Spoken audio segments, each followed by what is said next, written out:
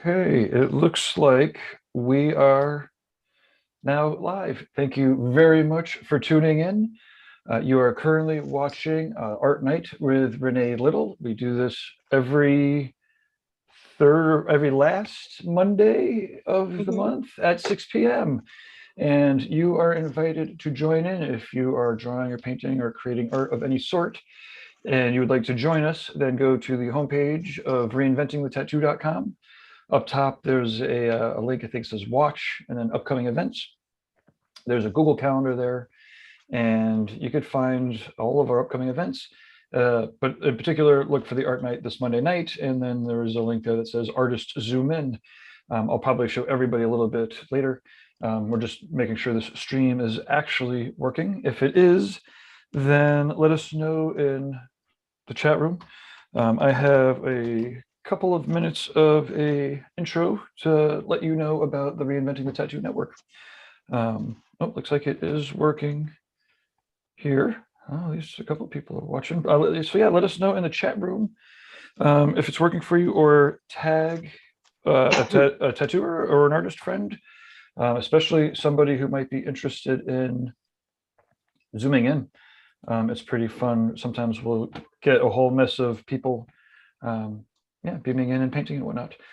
Okay, so let me run through my script here. Otherwise, I'll get lost. Sorry. Oh, we're also going in on Roku, which is pretty crazy. That channel goes live, I don't know, in a couple days. So not if you're watching live, but if you're watching the replay. In any event, okay, so welcome to Guy Aitchison's Reinventing the Tattoo Community, where tattooers, apprentices, collectors, and the curious are encouraged to join in live streams like this, to collaborate with each other, to inspire each other, and ultimately create better art and tattoos together. You may be watching on the YouTube or the Facebook, or beaming in from the mobile app, either of the app stores. Do a search for Reinventing the Tattoo. You might be listening to the replay on the podcast, or as I was saying, you might be watching us on the Roku channel. Do a search for Reinventing the Tattoo. It'll be a channel/app. And yeah, pretty psyched about that. It's got like 8 or 9 of these channels going 24/7. In fact, you could just go straight to the homepage and watch all the replays. This is perfect if you are not sure how to, you're sure that you want to recommend the Reinventing channel, but you're not quite sure how, as well as if it is 2 o'clock in the morning and you're like, I want to watch something, but I'm not quite sure what. You could always turn on Reinventing 24/7.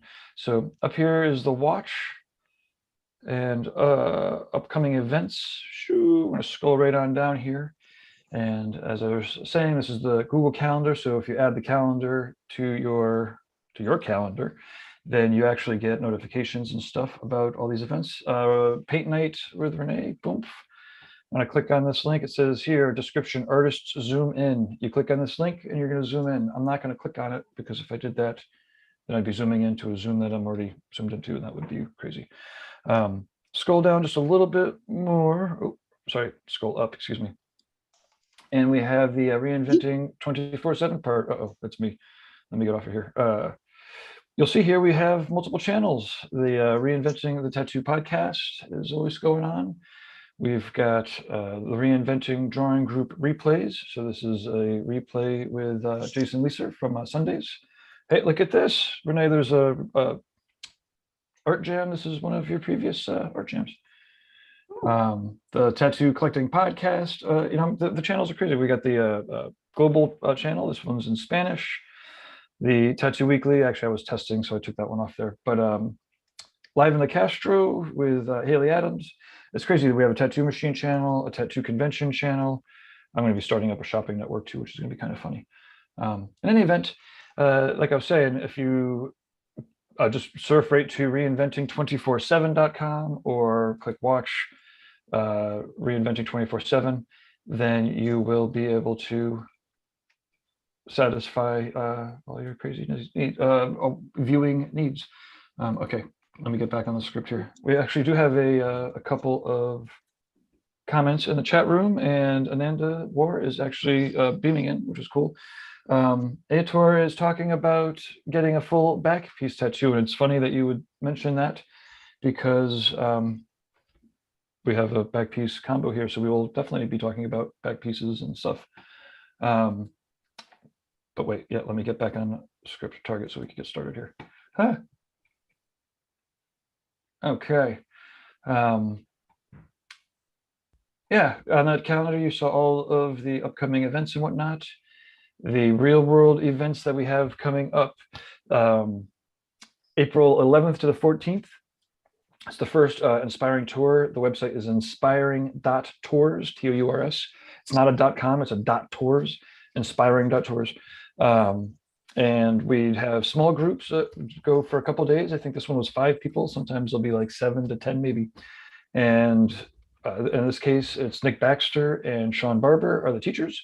They'll be doing a seminar each day. Then the third day, they'll be doing a collaborative tattoo, and then the last day is kind of like critiques and field trippy kind of stuff. So in any event, it sold out really quick. You can get on the mailing list to get first crack at the next one.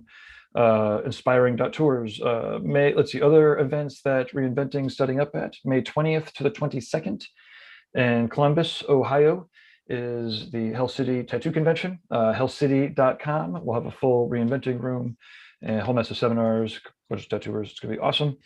Let's see, we've got June 10th to the 12th is Ink Mania down in, I think it's Tampa, Florida, I know, somewhere in Florida. And it's near the Dali Museum, so this is gonna be a great field trip. And let's see, Phil Holt and Stefano Alcantara will be there teaching a seminar for the Reinventing Day. Guy will be beaming into it. It's inkmania.com, I believe, or just do a search for Inkmania. July 29th to the 31st is the River City Tattoo Invitational in Akron, Ohio, produced by Tony Urbanik. In August, there's another Hell City out in Phoenix. I keep forgetting to update the script. My bad, but it's in August, hellcity.com at the Biltmore. It's a fantastic venue. It's going to be very hot. It's in August, but it's awesome. And then October 21st to the 23rd is the Richmond Tattoo Convention that Jesse Smith puts on in Richmond, Virginia. And we're actually, I think, going to move Paradise up a year or 2, or who knows. But we were going to do that dates, but I think we're going to go to Jesse's instead. Okay, sponsors that help make these streams happen on a regular basis. Of course, we have Reinventing the Tattoo. If you head on over, there's a whole mess of courses, professional development for tattooers and apprentice types and artists and whatnot. There's business courses. Andre Malcolm's got an awesome sleeve design course. There's BJ Betts' handwriting class. Bob Tyrell has a brand new tattooing a skull class. Nick Baxter's got a class up. It's pretty awesome. Reinventingthetattoo.com. Rawpigments.co is an ink company that's getting their pigments straight from the source. They are acrylic-free pigments that don't dry out in the cup. Yeah, do a search for raw pigments. Lauren's got a whole bunch of videos in the archives too, which is cool. Rawpigments.co. WorldTattooEvents.com is the most comprehensive tattoo website that exists for tattoo conventions, and it is hands down the most comprehensive, and Alex has been doing this for years. He has a lot of interviews up. Also has a channel on the Roku, the Tattoo Conventions channel. He's been doing interviews for over a year. Anyways, worldtattooevents.com, check it out. DLize Pro is known as Dermalize worldwide. It's DLize Pro in the United States, thanks to copyright stuff's international businessy. Anyways, Dermalize, do a search for Dermalize, and you will find a ton of videos. It's designed specifically to heal tattoos. It's breathable. And if you're still using cling wrap, then you might check out check out the videos. There's a lot of artists talking about how to use it.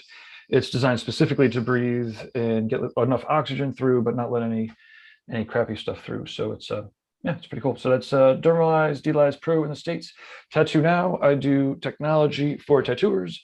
I also help do a bunch of the business classes. And yeah, I'm definitely down with helping be like a part-time CTO for you as an artist, as a studio, or potentially as a business that's supporting tattooers, but strictly tattooers for the most part. And then last but not least, certainly not least, well, first, he's the founder. Guy Aitchison is the reason why we are all here inspiring each other and collaborating and sharing. GuyAitchison.com. His artwork and his tattoos are fantastic. We'll probably fire up some of his work at some point when we're talking about him. Yes, he also is teaching these classes.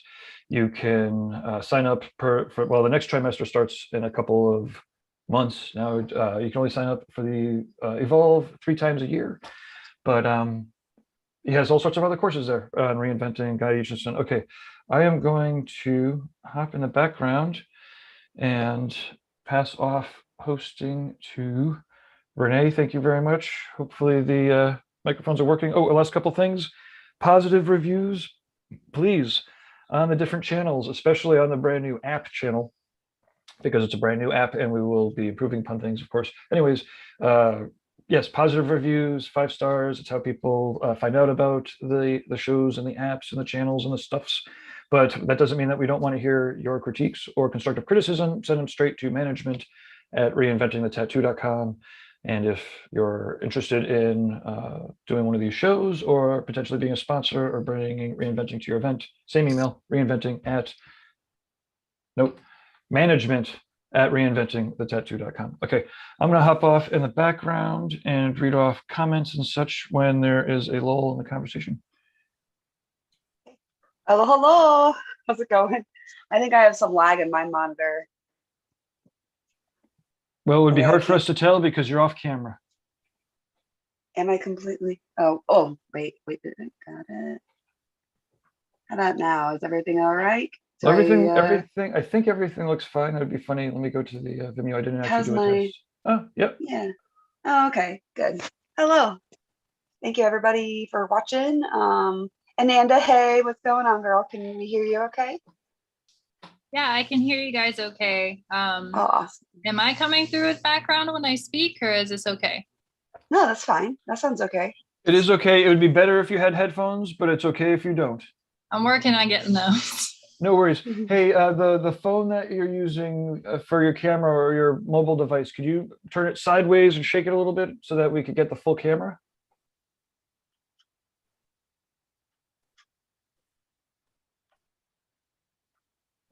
It's the phone that you want to turn sideways. Oh, so of the drawing. There we go.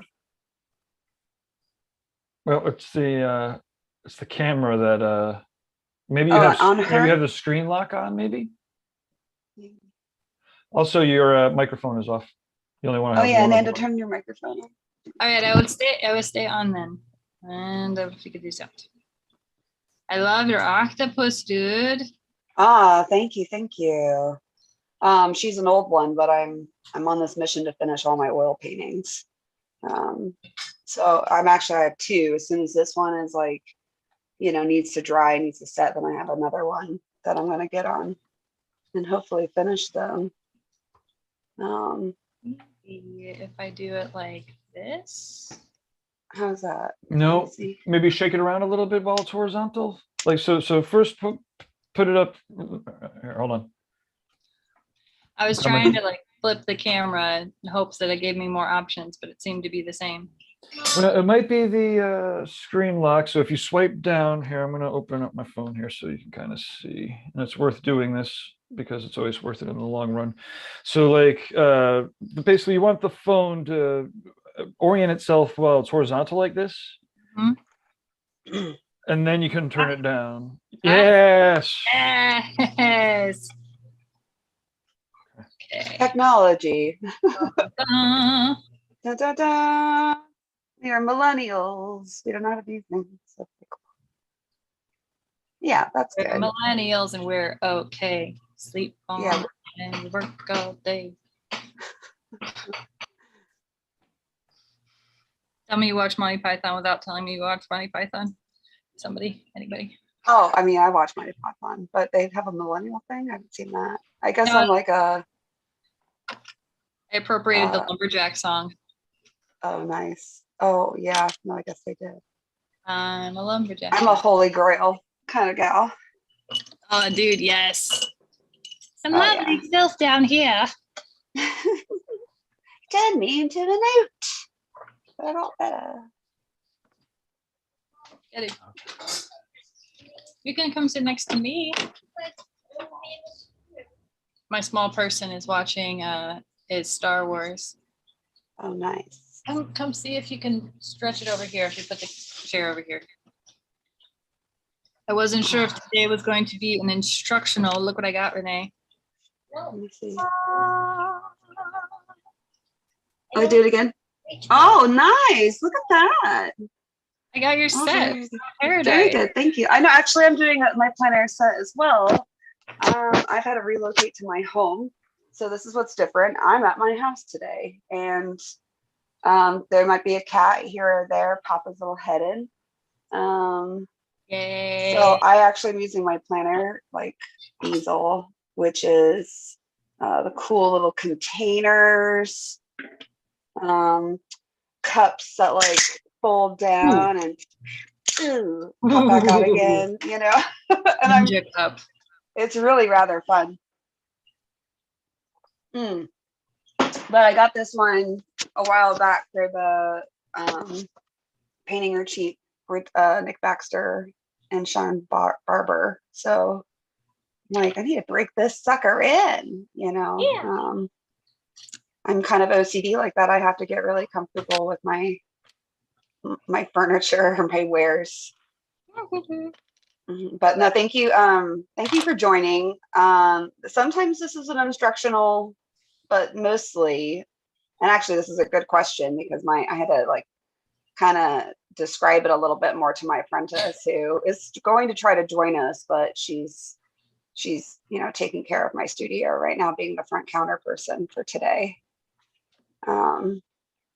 So I had to explain to her exactly like what a draw night is, because I mean, for me and a lot of other tattooers, it's like a very simple, yeah, like you just draw together and shoot the shit, discuss what you're doing, you know, think out loud for once. And if you're having problems with a painting or a project, this is the chance to have an open, like casual dialogue besides like a full-blown critique. Because there's, I mean, it can be like nerve-wracking getting a critique, you know. So this is to promote just having a chill, you know. And I always make sure when I do guest spots that, you know, I at least like support a draw night just by sitting down and grabbing a beer and just like drawing with my homie, you know, just talking and chilling. And some of the best times of my entire career was just doing that. Yeah. So this is the virtual version of it. So you can get your beers, get your coffee, get your whatever, get your cat. Yeah. And just paint it out. Yeah. Yeah. So, I mean, yeah, we've been chatting a lot lately. Oh, yeah. Yeah. So we can't do that all the time. I mean, we can, but you know, and we do, but we don't, you know, what about just painting and chilling with your homie? You know, so it's been a little odd with the online and the web, but this is a good way that, you know, while we're not doing as many conventions, Gabe and I were talking earlier about conventions, and I've just, you know, I just need to like disappear for like just like a little bit more, just a little bit longer. I will be doing Hell City. I will be with both of them. I will be doing something. I will be doing a Tulsa event. I will be doing the plein air event or the workshop. There's like key things that I will be doing. And then most of the time I'm just going to be at home, finishing off clients and painting and finishing the studio. And, you know, cats, man, whew. Your cats give me life. Jeez. Oh my God. I think all three of them count as at least one human child. Yeah, definitely. Yeah. 100%. Yeah. 100%. So I'm a new mama. How do you guys get a hang of this? It's crazy. It's madness. What? The mama-ness? Yeah. You just kind of like come to terms with the fact that you suck at it and just keep doing it anyway. Yeah. I mean, they're so far they're cool. I haven't messed them up completely. Like Pippin keeps attacking everyone's ankles, but no one hates him yet. And Miss Gray is like indifferent with everyone. So we don't know about her, you know. Just figure she'd get out of it. It's a phase. Yeah, it's a phase. Yeah, He's in it's a a league. phase. Yeah. Her He's brain's got a lot growing. of growth. It's fine. She's not a jerk. She's just growing. Yeah, it's just growing. Yeah. She's not mean about it. But no, I don't know. I think it's been really cool having like little tiny macro events, and I'm really actually now I'm with build out of the studio after even what we talked about at Derbs. We're all just kind of chilling, talking about like other events we can do. Gabe, I'm like, the rest of my build out of my studio is totally like being designed with that in mind. Fun. Like the final touch ups, I'm like, like, so I'm excited to see where that goes. Because my studio space is cool. Yeah, and you have a significant amount, no? And you have a significant amount of space. I have a significant amount of space. It's big, it's open, it's airy, got cool lighting. Like there's plenty of, if you want to be a solo recluse, you can totally do so. And no one would probably notice because it's so big. Yeah, I appreciate that about the Reinventing setup at Hill City this year. Is a full room that's kind of off and down the hall.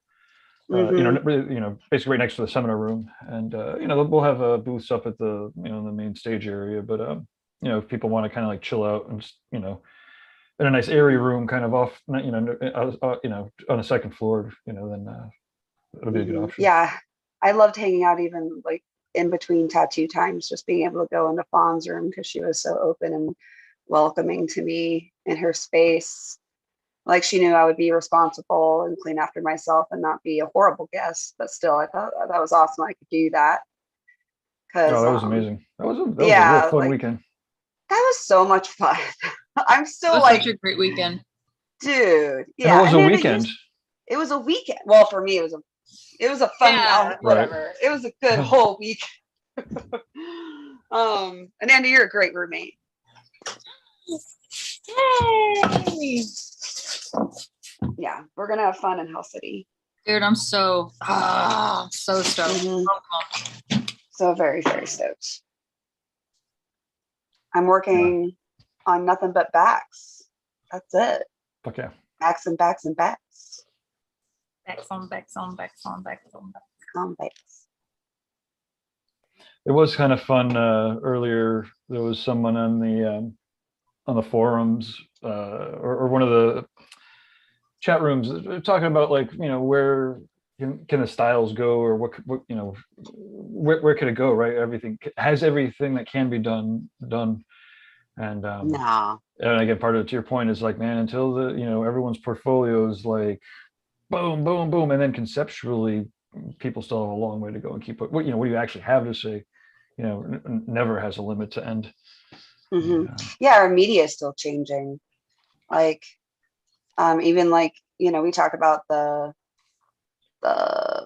3D like virtual reality stuff, and I mean even like that's changing some 2D perspectives on things, so I think we could always grow. And then I mean I always hear like people just saying, oh, that's new traditional, that's new neo-traditional. So I mean tattoo styles are kind of like metal, where I mean the subgenres are in fact like it can go on for an existence, an eternity. Just like subtle little changes will make that a completely new style. But that's like art in general, like you have like a core style, and then there's like subgenres of where that artist was located versus like their medium versus what overall thought behind, like. So I think styles can really have a long way to go. I love playing with new artists and like seeing like their ideas and like giving them weird little suggestions, because maybe they'll come up with something new and different, and that's actually, I've been discovering something with Apprentice, like the one that I have is pretty awesome. And I've realized like all the little ideas that I've had for like little flash pieces, I'm just having her make them. Nice. Yeah, that's I was like, awesome. hey, yeah, because I'm like, I can't do it. Like, there's no time I can actually tattoo it. There's no time I can have like just to draw, like really concentrate and make it fun and put like the heart in it I want to anymore. But I have like 5 years of little stupid ideas in in a sketchbook of like dumb little flash pieces that are just like funny and awkward and fun. And she's got like so many assignments, so she's like taking some of that and then making it her own and then expanding even more. And I'm just really happy that that's working out like that, because I've never had anyone like actually listen to my ideas like that before. And so she's on it. She's doing some cool stuff. Nice. That's great. Yes. I don't want to be disparaging or anything, but there's plenty of time for her to take all your awesome advice and still craft Oh, that's not, finely yeah, that's tuned dagger to stab it in the back. not.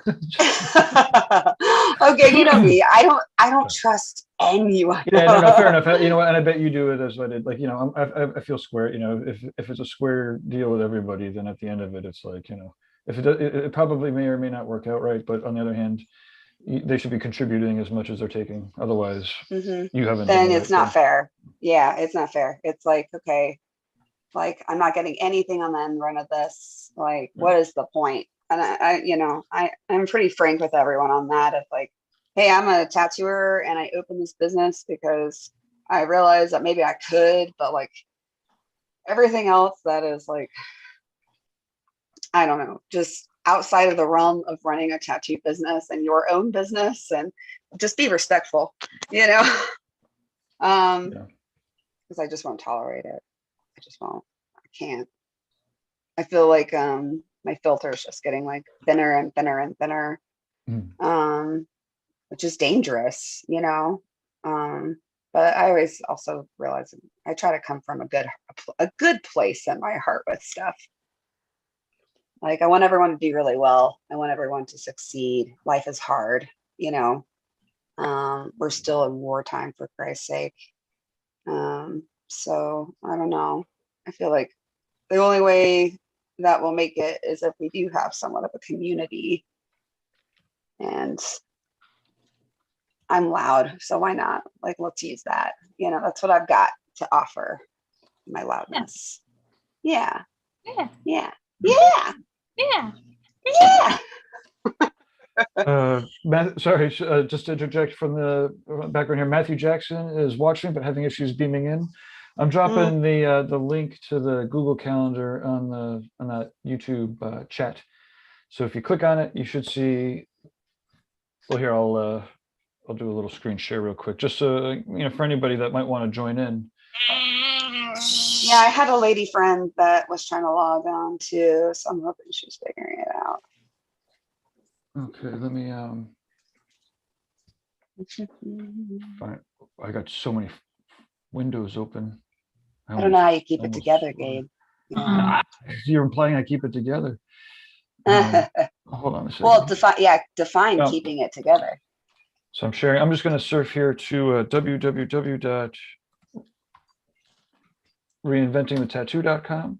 And then up here at the top, it says watch, and there is upcoming events. And it'll scoots us right down. I mean, you could just scroll down if you wanted to. And then today is the 28th, so somebody does have to remember the actual date. There's a little bit of, you know, that's not the easiest if you don't remember it. But anyways, you need to find the date. It is highlighted for you. Click on Paint Night with Renee.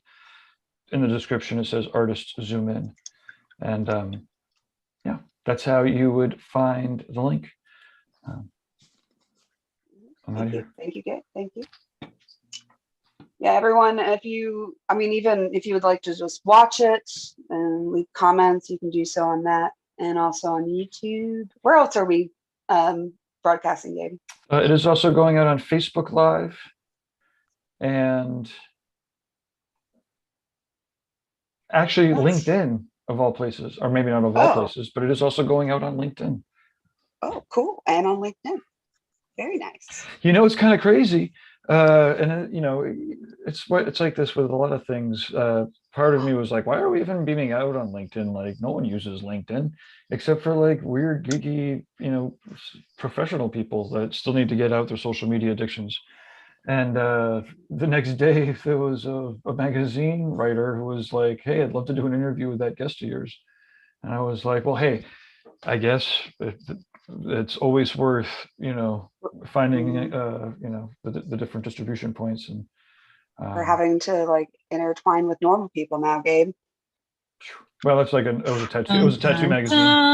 Oh, okay. Don't worry. Tattoo magazine. I was like, what? Someone outside? But no, I mean, it is a professional. Absolutely. Yeah, it's still a resource. It's still there. I have to agree that I do get a lot of messages that don't make any sense from people that I'm like, no, I really like. It's really just purely so I'm there listed amongst the masses, I think, because I don't use it for anything else, but at least it's there. So cool. Okay. At least if you're on LinkedIn, if you're a young professional, you can watch me while you're in your cubicle doing stuff. I was there. I was in a cubicle once. I get it. Well, there's also a fair amount of cannabis professionals there on the LinkedIn, or at least on the LinkedIn that might be watching my LinkedIn. Yes, of course. I did actually. I'm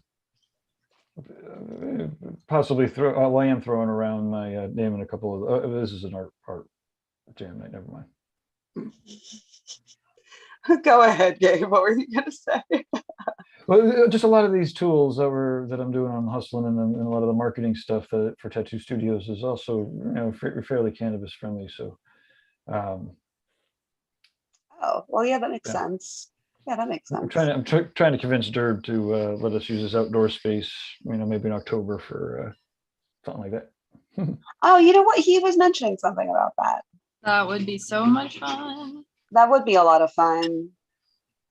What else? I mean, would it just be like what all would you do? I mean, it would be like art paint. I mean, we've got plenty of fun, creative, artsy ideas to mix around with all that. That's for sure.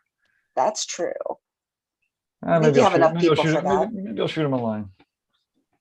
Yeah, be like, hey, because it's not like you don't know enough artsy folk that can come up with something really cool and fun and entertaining on like I already have it all. Notice. I already have it all mapped out. Yeah, that would be cool. Although, you know what? I should be careful to say that because that might actually be 2 or 3 notebooks ago. Are you a notebook keeper? Yeah, I'm a notebook keeper. Yeah, I have a bunch of notebooks and pencils and stuff, but I have one that's like it's a 2 or 4 page spread of a full 2-day art festival. Oh, hell yeah. Like an art festival benefit. And the how did we have it set up? I think it was like I think everything for the public was a benefit driven, donation driven. Performers were performing for the benefit, but each of the performers also had the opportunity to charge for professional development seminars and whatnot. So it was a benefit, but if you were teaching somebody the skills that you had so that they were going off to make more money with it, then you can, make some money and charge. But that included like an hour or 2 on the main stage to lend their talents, for the benefit. And, that would be very, very cool.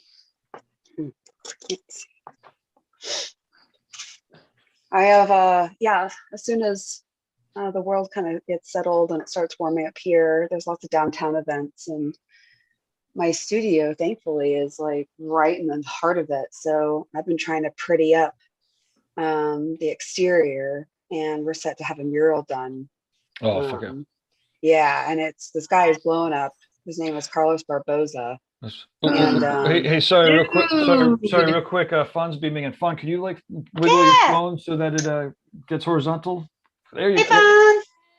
Hey, guys. fun. Can you hear me? Yeah. Hey, oh, that looks cool. Here we go. Oh, wow. It's not the phone's not going sideways though, but that's okay. That looks great.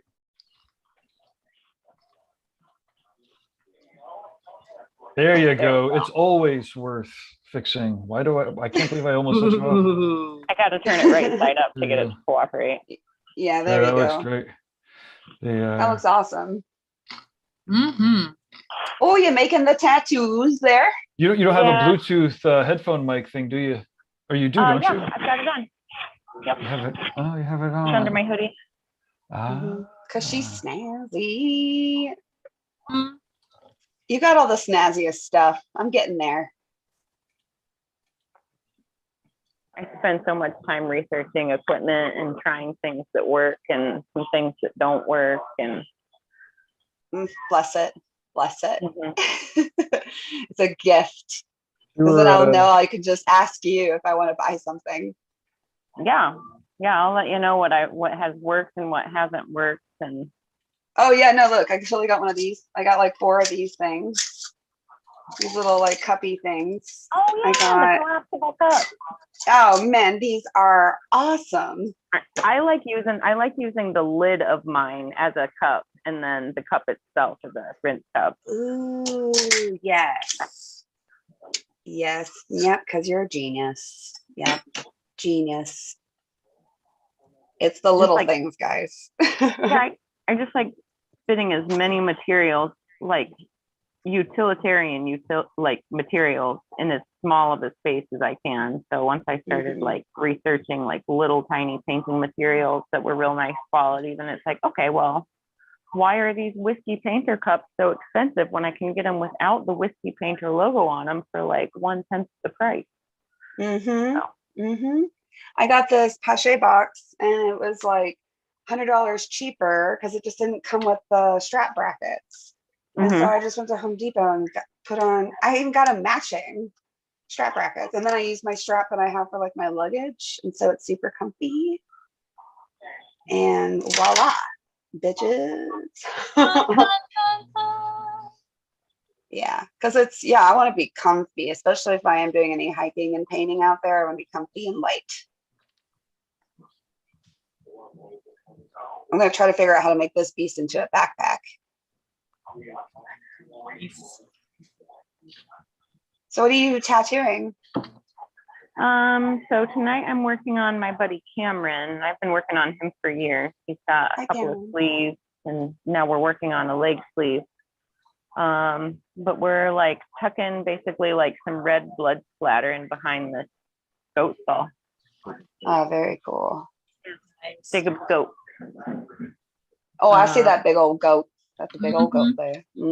Yeah, Cameron's one of my favorite collectors. He's got a lot of stuff that's like so far out of the wheelhouse for me that it's like, oh yeah, I definitely got to do that for you. I have a couple of those people and they're wonderful. Yeah, thanks Cameron for being wonderful. He says thanks for being wonderful.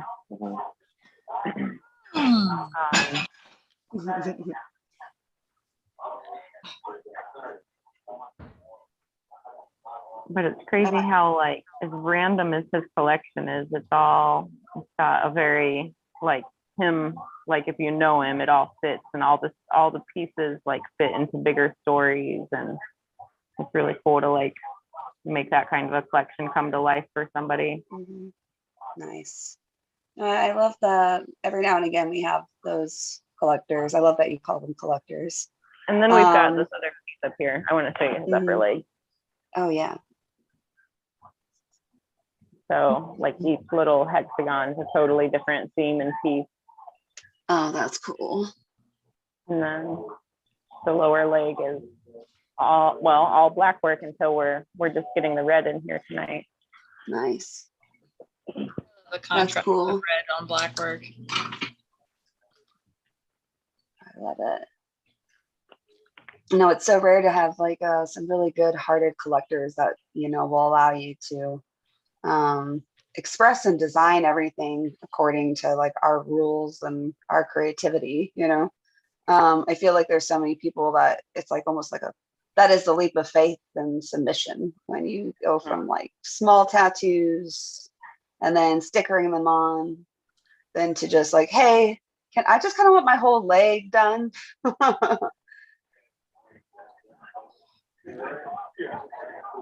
love those people. So, oh yeah, Nanda, how'd you heal from your back? Oh, it's super smooth. Like Oh, good. it's like like the butt leg is so dark. Like it healed in on the lines for like super nice, and other places like it's gray. But I mean, you use gray for the whole thing. I was so shocked when like some of them like look like the lines are done. It's pretty cool. Oh yeah, no, I use a super, super dark gray and then a super light gray and kind of go back and forth. Yeah, I'm so And happy so- with it. Everybody I show it to, they're like, oh shit. Like, yes. Just wait. Oh yeah, just wait. Are you guys coming to Health City to work on that again? Yes. Is that going to be your next session? Yep. Yep. So yep. Oh dear. I am so Really, stoked. I'm excited about Health City, but I'm really excited about the week after Health City. Red Tree is just going to be popping that week. We're going to have so many artists traveling in and like staying to hang out. Oh, yeah. Yeah. I'm going to be, hopefully we'll be starting and completing it, but I'll be working on a collaborative project with Amber Joy. Did you guys get a chance to meet her when she was here, Ananda? I'm not so sure. She's one of the attendees, but she had like the long blonde hair. Yes. I was gonna say she was working on a skateboard. yes, she was cool. Yes. Yeah. That was awesome. So she Yeah, does her work is really cool, like fantasy kind of work. So she and I are going to be doing a fantasy collaborative project on Jess, who runs the warehouse. What's her Instagram? Nice. Amber Joy. Maybe it's Amber Joy Tattoos. Yeah. Perfect. Got it. I know. I think I like took maybe a day or two after the convention of just leaving it off and free to see if you guys want to go hiking or something. Nice. It sounds like Sam Dustin, another really phenomenal female tattooer from Michigan, is going to be down. I'm working on a project on her, but she's going to be hanging out. Probably not doing a guest spot, but just hanging out and like, you know, I would love to go kayaking or hiking or something in the days right after Health City. Oh, hell yeah, let's do it. I'm down. Yeah. It's just like everybody's going to be here. It's just going to be like Health City is going to be fantastic. And then all the hangs after Health City are going to be pretty memorable. Yeah, I'm thinking if I'm going to travel, I'm going to make the most out of my travel when I do it, you know? Oh yeah, there's just Amber's like, work. Especially, oh yeah, her work is like super colorful. Yeah, I feel like we'll work really magically together. I didn't see her. I don't know why I didn't see her space. Yeah, look at that. So pretty. Sorry guys, I am like delayed on my video a little bit. Oh, that lantern. Ooh. Isn't it funny? We like see this stuff every single day, and we still get excited when we see new artists and we see like new pieces. It's fucking crazy. It really is. Look what they did.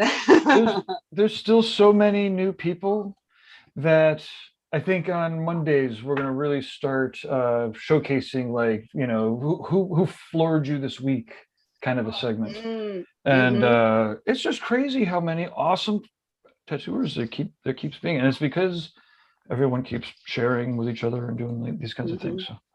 And I think the fire is really under our butts again, you know, like shit's going everywhere and the world is in chaos. So what are artists going to do? We're going to put our head down and create some cool stuff, you know? So I think everyone right now is also like, oh, wow, there's a lot of, you know, other artists out there that I'll be competing, you know, nicely with, of course, but still it is a slight competition of like keeping yourself fresh, new, and you know, above everyone else, kind of, just so you can be seen. And I think that's a great idea, just to like showcase new stuff, because I mean, like that, like we were talking about styles earlier, like what would you even call her style? Because it's, you know, realistic, but it's also Amber Joy, you mean? illustrative, and yeah. So Yeah, there's more dog. Look at the what the come on.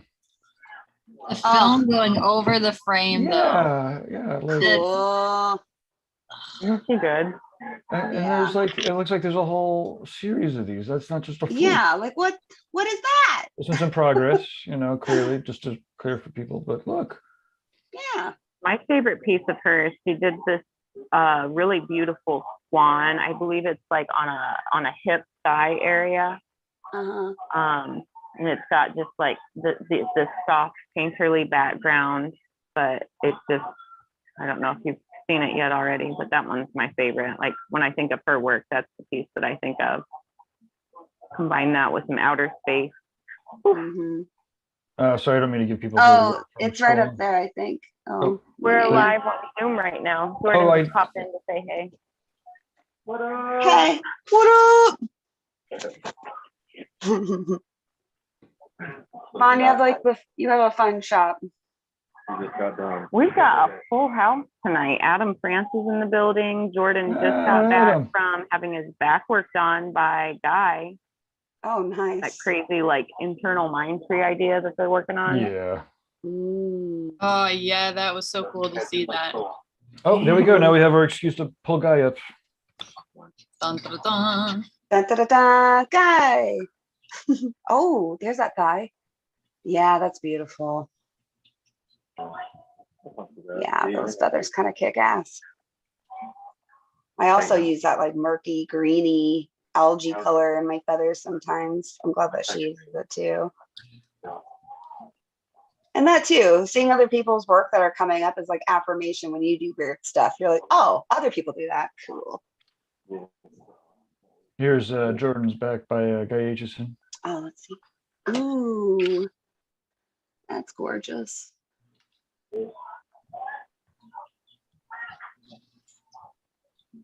Yeah, that's cool. The texture over the cover-ups on the sides turned out so neat. Mm-hmm. Yep. And they're going to continue it on the front of Jordan's torso. So there's going to be a corresponding piece that comes forward as well. Oh, yeah, that's gorgeous. Nice. Yeah, that's gorgeous.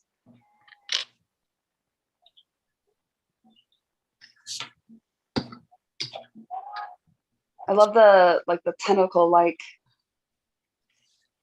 motions of that the foreground little tentacle fauna going on there, little floral there. That's awesome. And believe it or not, there's 2 huge cover-ups in that. There's like a big cover-up on each shoulder. One's like Polynesian tribal even. You can't even tell. Oh, wait, now I yeah. The only reason I knew that just because I saw like the progress of like the step before, and I was just like, what? It's gone now.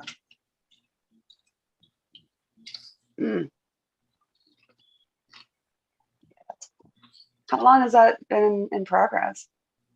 Maybe like 1.5 years or 2 years. I believe they started it before COVID, but I could be wrong. That's great progress. Their third 2-day session. Oh, okay. Oh, yeah, that's great progress. That's fast. Yeah. I mean, Guy works so magically. Like the way he mixes colors on the needles is truly like watching a painter paint. Like it's really special to watch. But like there are a lot of magic tricks that he uses to like let the skin breathe and become part of the new color. And that's kind of like what allows the flow to happen so quickly on these huge pieces, I think. And then I'm really trying to go ahead. I was gonna say, and then coming in and like picking and choosing where like the most detailed textural places need to be, but like letting that skin breathe and blend with the colors, I think is magic. Yeah, I mean, I was like studying his work for all these years, and that's the one thing after I finish like kind of my color mock-up of my tattoo idea, it's like, where can I let the skin just be? and I go through with an eraser and like just let the skin kind of come through and just trying to let that skin breathe. Just even like one just holds as a better tattoo, but two, yeah, I want to like get through these big pieces efficiently. But man, yeah. I feel like having those tiny little skin breaks, whether it's like in the color or whether there's like actually open areas where the skin is breathing. Mm-hmm. I feel like that is like what makes it look like a tattoo belongs there. I feel like that's what Right. makes it look like it's supposed to be, not like it's a sticker or like a paint on, but it makes it look like it's part of you and you are part of it, like all at once. Oh yeah, exactly. And I mean, there's nothing more painful to see than someone just packing in a whole field of white, like that. Just let the skin be. It's as light as it can go.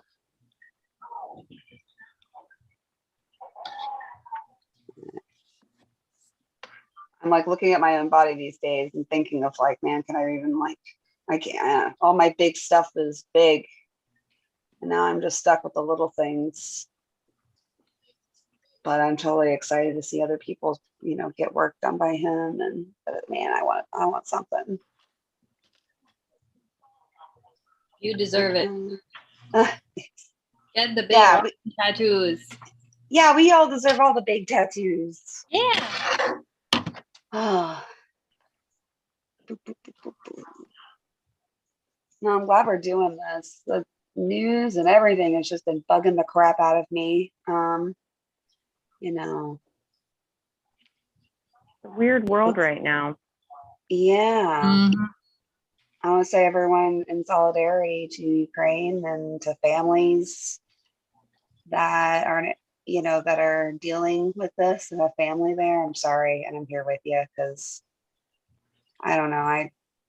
It hit home on my side for sure. My cousin lived in Kiev, and now we're like, great, cool. So hey, and anyone can help her and her friend and her dog get out of there. Hit me up. That's better. But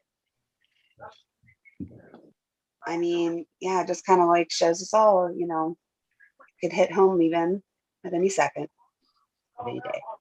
Right. Yeah, I mean, yeah, 100%. Don't take anything for granted. Mm-mm. Yeah. No. I mean, the world changes, I guess, and we are just like the little ants on the hill. We're here for the ride. Yeah. And that's how I kind of have to feel about it, especially when there's just no sense of control. I would say, though, that there is lots of things we can do to help. And as far as like the displaced families, everyone should definitely look into like programs that are coming out right now. I think I've posted a couple things on my story on Instagram, but once all those families, like, they can only be displaced for so long. And a lot of people still right now are stuck at the border trying to figure out how to get over because all the men are being kept there. So there's a lot of young people that are our age, and my apprentice was asking me about it. And I'm like, the thing is, it's a bunch of hipsters. Like, it's a bunch of like young, cool, hip kids and, old people, of course, and young adult, all kinds. But Kiev is like hip. Ukraine is hip. Like, this would be like if Oklahoma started bombing Boston. It's bizarre. So crazy. Like, and we are fortunate enough to have never known what it's like to pack all of our belongings into one bag and get our whole family into one vehicle and just hope we can get somewhere safe. Yeah. I mean, we have moments like that in the United States when there are like hurricanes or when there are storms coming, but you can always go back. Like, yeah. I can't imagine what it's like sitting and waiting in a vehicle or waiting in line, not even knowing where you're going for sure. Or if you have a destination, are you even going to be able to get there? Like, yeah, you just know you have to leave no matter what. That's something that we've been fortunate enough to never face. And my heart goes out the families that are dealing with that stuff. I can't fathom having that kind of worry and that kind of stress and that kind of uncertainty. No, you are right. Like I grew up in Florida and we had hurricanes, and Amanda, she's there now, so she understands too. Like, yeah, we know that we might have to evacuate and come back to our homes being destroyed. Yeah. But some remnants of them will be there. The history will still be there. This is like their culture also might be completely destroyed because of the bombing, and that's what takeovers do. So also thumbs up to my Romanian family for taking in so many people as well. That's and then think about like art and architecture and things like that. That's being lost. Everything. Yeah, like it is beautiful. It's gorgeous. It's like one of the most beautiful cities I've ever seen. And I'm supposed to go actually the end of the year to hang out with my cousin. But just from her photos and like speaking with her, and it's just been absolutely wonderful living there. Everyone is warm and sweet and inviting and kind and intelligent and thoughtful. And this is just absolutely unfortunate and crazy that we're dealing with this now in the 2022. That there's a thug that's like threatening nuclear arms to do something. Right. I'm not even that so fucking ridiculous. Yeah, I'm like, oh, I just have them. What are you gonna do with them? I just have them. I just have them. Yeah, you remember I have them. My grandfather raised me and my cousins to like think of like the government can always like take us at any second, because that's what he experienced, immigrating to America. And we lost family members, we lost land, we lost all kinds of, like, we were completely displaced. And it did teach him that he can survive through most things. So he was kind of always like, what can they do, kill me, about everything. But like now that it's like he just knew as an adult that we would see that in our time, so he like warned us about it. So, but it's still shocking, still absolutely shocking of how ridiculous it is. But hey, bravo to the Ukrainians for really standing their ground and defending as much as they have so far. And to all the Russians who are totally getting arrested for, standing up for what they believe in. Congratulations to you too. Because they are like just getting arrested in groves for what we have, we take for granted for sure. Oh, nice. He's tired of seeing just the one hoodie that I keep wearing over and over. Jordan was just saying, guy sent him back. I've got my speaker on. He was just saying that guy sent him back with some Reinventing shirts for us. Oh, nice. I've got my one hoodie that I wear all the time. I think I have two, but it'd be nice. I have one variety. Yes, but it's like a whoopee as an adult. I don't know, for me, my hoodie is a whoopee. A whoopee? Oh yeah. Yeah, like a comfort thing. Like a cozy blanket. Yes. Ah, okay. Mm-hmm. Okay. That's my Russian Circles hoodie. It's disgusting. It's covered in cat hair. Yeah. Jordan forgot I was live and thought I was talking to myself. Looking at me like I'm psychotic. I knew you're alive. I didn't know if you were monologuing. And then you started talking back. Like, I'm not gonna say crazy. We're just crazy. We're just listening to her. That's it. We just like the sound of her voice. Gather around. Let me tell you a story. Yeah. Ooh. Story time with fun. Yay! Yeah, I would do it. It's like that Wisconsin accent idea that I had. It's like, what if I did a whole tutorial but just in a Wisconsin accent about tattooing? Like everyone would love it or freaking hate it. This thing I'm looking at it's like, oh, thanks. I feel like I could help you ham it up and do like a nasally northern accent pretty easy. Oh yeah, I would. It would be better with two, anyways. Oh yeah. Don't you Oh know? my. Oh yes. Oh yeah. yes. Okay. Oh about it. Oh yeah. I'm all about it. About it. All about it. Ooh, about it. And then it gets really, really, really, really good. And then it's fun. I'm so impressed with my cats. They're so well mannered now. Not a one of them has tried to like destroy my setup. Hey, well behaved kittens. Kittens. They are, you know, they're catting. They're cats. Seconds or so, back on. Yeah, I haven't had experience with that yet. That was one of those things I was like, huh, that was weird. Like, could have been a plane. That was weird. But, yeah. I've got my hand. So, Fawn, how was your trip? You did a recording for Derb over a trip to a tattoo shop last weekend. Oh, that went really well. Can you do that in the Midwest crazy accent? the longevity. Okay, guys, now gather around. We're all gonna stretch together. Swing your legs. Just swing it up. Just swing it up and over. Okay. Make sure you get your good posture, everybody. I don't know.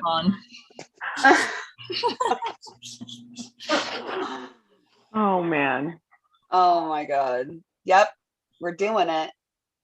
I was actually talking to my massage therapist. I saw her the other day and I was like, so we just did this longevity of the artist seminar that I helped Derb film, and I was telling her about it and like showing her some snips of it, like what was covered and things like that. And I was like, what would be cool is if we could do another video just like this, where like, so Derb's teaching like the preventative things, like what to do and what not to do. But if we could have her be like, okay, so what if you've already broken yourself? How do you reestablish balance? Oh, yes. You know, everybody's body and everybody's injuries are different. So reestablishing balance is going to be a little bit different of a different journey for everybody. Oh, so okay. it could be like, you know, are you like, you know, we could do different segments. Like, are you having problems with your lower back or your shoulders? Or, you know, we can focus in on a specific body part, and then we can talk about all the different ways to establish balance from improper use or overuse. Oh, I love that. Oh, good. I feel so seen by you saying this, because like low back is, yeah, it's a thing. It is a thing. It's a real thing. I'm actually just now investing in a chair that hydro lifts, and I am very excited. But I've been like, no, I don't need that for years, and now like, nah, I do. It's like a client chair or your own chair? Huh? Well, both of you. Like a client chair or your own chair? Oh no, it's a client chair, and it looks like a really big, comfy, like it raises, it sits up, looks like a barber chair, but obviously made for tattooers. Nice. And the pump has been not successful because I realize how short I am, that whenever I like get up and try to pump it, like it's ridiculous. Like I have to put my whole body into it. You know, so if honestly, I could just, that is a problem. Sometimes if my client is bigger than me, I have to have them stand up, or I can't even lift them. Like, yeah, and what's that say about the hydraulics and this furniture that we're spending an arm and a leg on? Right, exactly. Like bullshit. That's bullshit, because I have to really like, I feel like I'm gonna throw something out of line if I keep doing it. So it's that bad. That's ridiculous. Especially with like, you know, the name brand like tattoo chairs. I can't use them. They're too big. Even like bending down to try to change the legs, like feels like I'm gonna throw out my neck or my back. Were you guys paying attention a minute ago when my client like jumped on me because the chair failed and like falls back a few inches? This is a new chair. I noticed the jump, but I didn't notice. So many design flaws. Like all it takes is pushing back a little bit and the back of it knocks down to the next notch. And like, geez Louise. So frustrating when it happens. So frustrating. I kind of want to just get like giant blocks of foam and pleather it out and just like have giant room pillows. Be like, here, sink into this thing. Here's one of my ideas. I might have told you this when you were here for the Reinventing Live, but one of my ideas is to basically like take the Tat Soul chair that we work off of all the time and kind of like re-engineer it. So there's like a cradle, and then within that cradle is like a memory foam beanbag.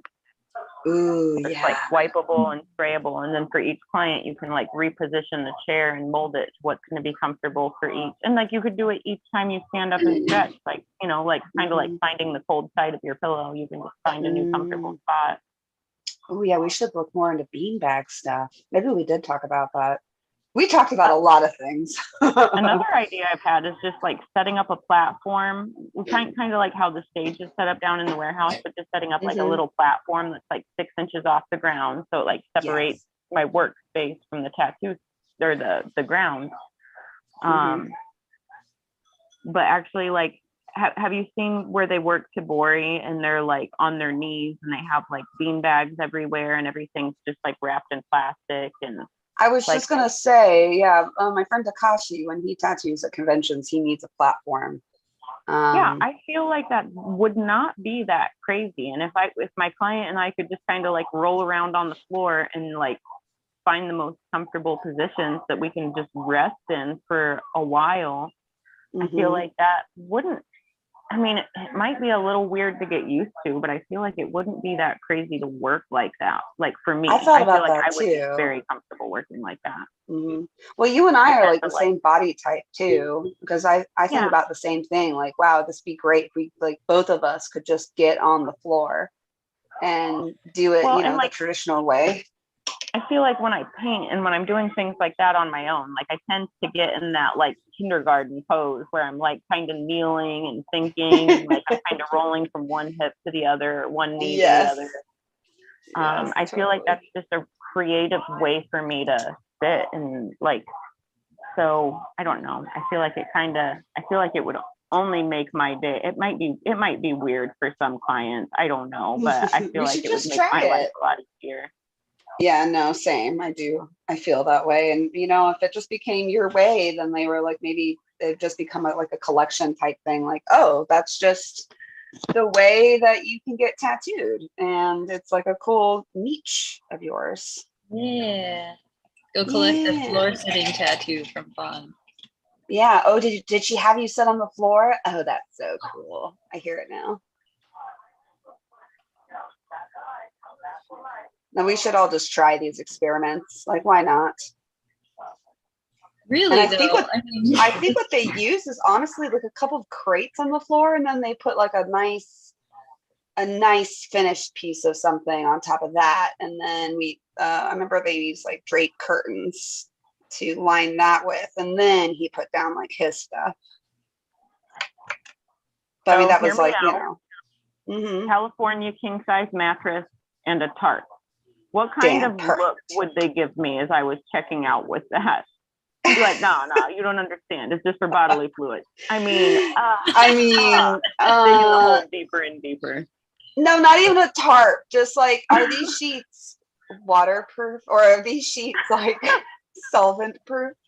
I need something that will be very resistant for cleanup's sake. How easily can I remove organic stains from this? No. How does blood really stain this like badly, or? I mean, I have a problem whenever I go to Lowe's or Home Depot for my painting tarps, and they ask me, "So, what you build?" And I'm like, "I'm burying bodies, obviously." It's always frustrating when I go to the hardware store, because 9 times out of 10, whatever I'm looking for, sometimes I don't even know what it is or what it's called, but I'll know it when I see it. Sometimes I don't even know if it's an electrical part or a plumbing part. But bottom line is, I'm not using it for its intended purpose anyway. So they just get more lost than I already am when they're trying to help me. Oh, I know. They're like, let me see your Pinterest. And like, what makes you think I have a Pinterest, as I'm like closing my Pinterest account, you know? But yeah, it's like, I don't know. I've learned as of late, especially finishing off the building, that I just know where stuff is more than they do. Like, because I've just gone on so many times, and I think it's like how I walk, now. I'm like, just don't talk to me. Don't, like, I just look at them straight in the face, and I can have my mask on, and I don't have to You're like, say look, anything. I wore my own tool belt. Step off.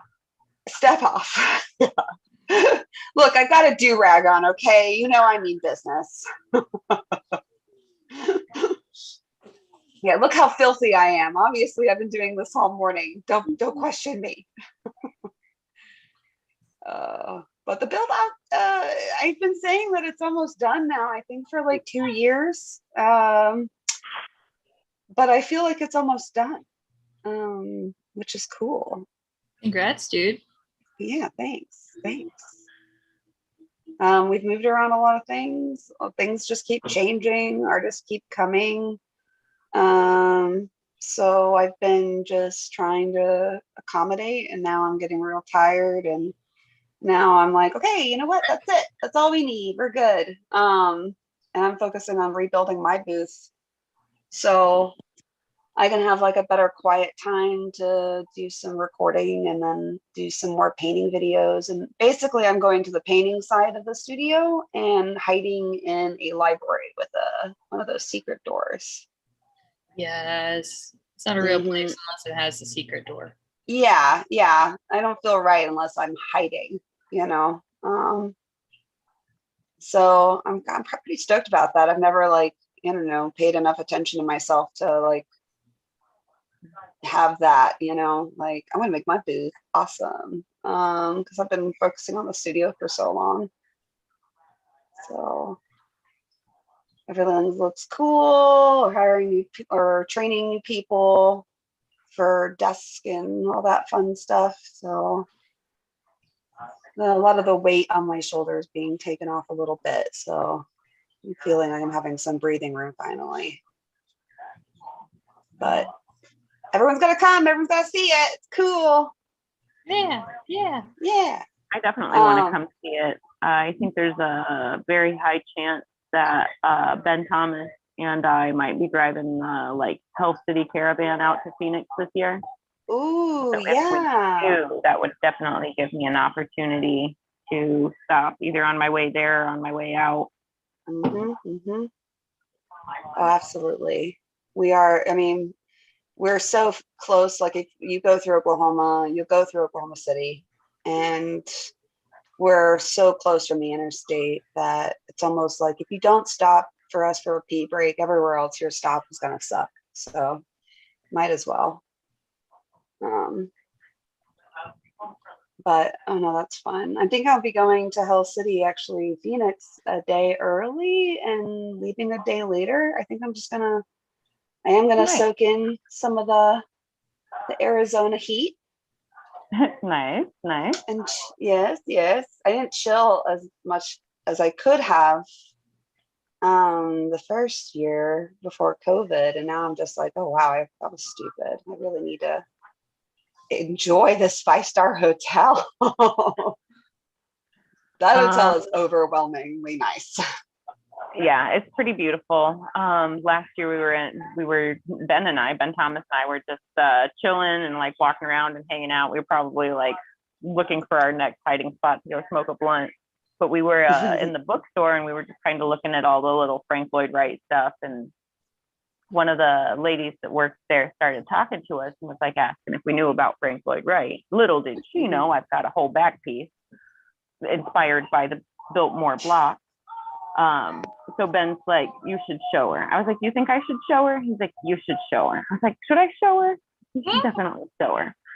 So I believe I had my swimsuit on. If not, I had a bra on. I didn't totally flash her, but I took my shirt off and showed her what I had. And she welled up with tears. I've never seen anybody literally gasp and have no words looking at a tattoo. And then that's my tattoo. So she called her friend, who it happened to be her very last day, and she'd worked at Biltmore for years. Oh my and gosh. The two of them took Ben and I on a personal guided tour. So we got to see some of the little some of the rooms that used to be used back when there were speakeasies and stuff during the Prohibition. So they had to hide where the real bar was, things like that. So it was pretty cool to get that like special tour. Yeah, that's awesome. No, I mean, and everyone was just that way there. Like everyone was just kind of cool and like, how can I help you? You know, like I don't know. I've never served like that, so I just like giggled the whole time I was there. Well, and then there are special things like they've got like the marshmallow roasting on the evening. So like I didn't even know that. You can go like toast s'mores. They have like this gourmet cart that comes out with a little fire pit and like, you know, I mean, I imagine it's supposed to be an activity for the children, but like all these grown tattooed adults are enjoying s'mores. And Oh yeah, they have we are a station where they can come out and roll cigars if that's your cup of tea. oh, very nice. Also, the orange juice. If you order orange juice anywhere at the Biltmore, it's from the groves right on the property on the resort. So it's kind of I actually want to. cool Oh, thing. go ahead. I want to ahead. say yes. I abused the crap out of that when I was there, and I think I just like viciously kept asking for full glass, like bigger glasses of the orange juice because it was so good. Yep. Yeah, no, that day, man. I didn't know anything about the s'mores though. I want s'mores. Yeah, there's s'mores. Man, see, I was all nervous my first year, and I like had my friends there, and I just like, don't run away from me. I don't know anybody. So I'm totally gonna be like, fine, where's there some good stuff? Because that was like my first year, and then COVID hit. And so it just feels like now I'm still kind of like it's my first time maybe doing it, but I had the adventure. I mean, I was painting all the time.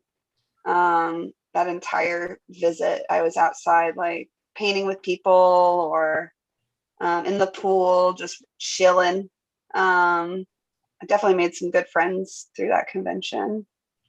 So you know the Catalina pool, the one with the bright blue tile. Mm-hmm. So that's the Maryland pool. Also, that was Marilyn Monroe's favorite pool. I think I was there most of the time. Yeah, that is my favorite pool. But oh, okay. So that pool, long story short, is the most expensive pool in the world. Whoa, I didn't think it'd be that expensive. So they wanted to use the blue tiles from the Catalina Island to line the pool. And they were like, no, we're not going to sell you any of our blue tiles. They're our tiles. So such and such, who was in charge of the hotel or whatever at the time, I can't remember names, and I smoke a lot of weed. But anyway, he's like, fine, you won't sell me your blue tiles? I want those blue tiles. He bought the island. He bought the island so he could get the tiles to build the pool and spa that he wanted. So it's like acquiring an island to build that pool. So there's all these cool little. Are we living small? About it. My aspirations are so tiny compared to that in life. But that makes sense that why I also thought the pool was really nice. They made good margaritas at that pool, and I get down. Yep. The first year that I went out to Hell City, we stayed, it was like kind of further back, not like by the main pool.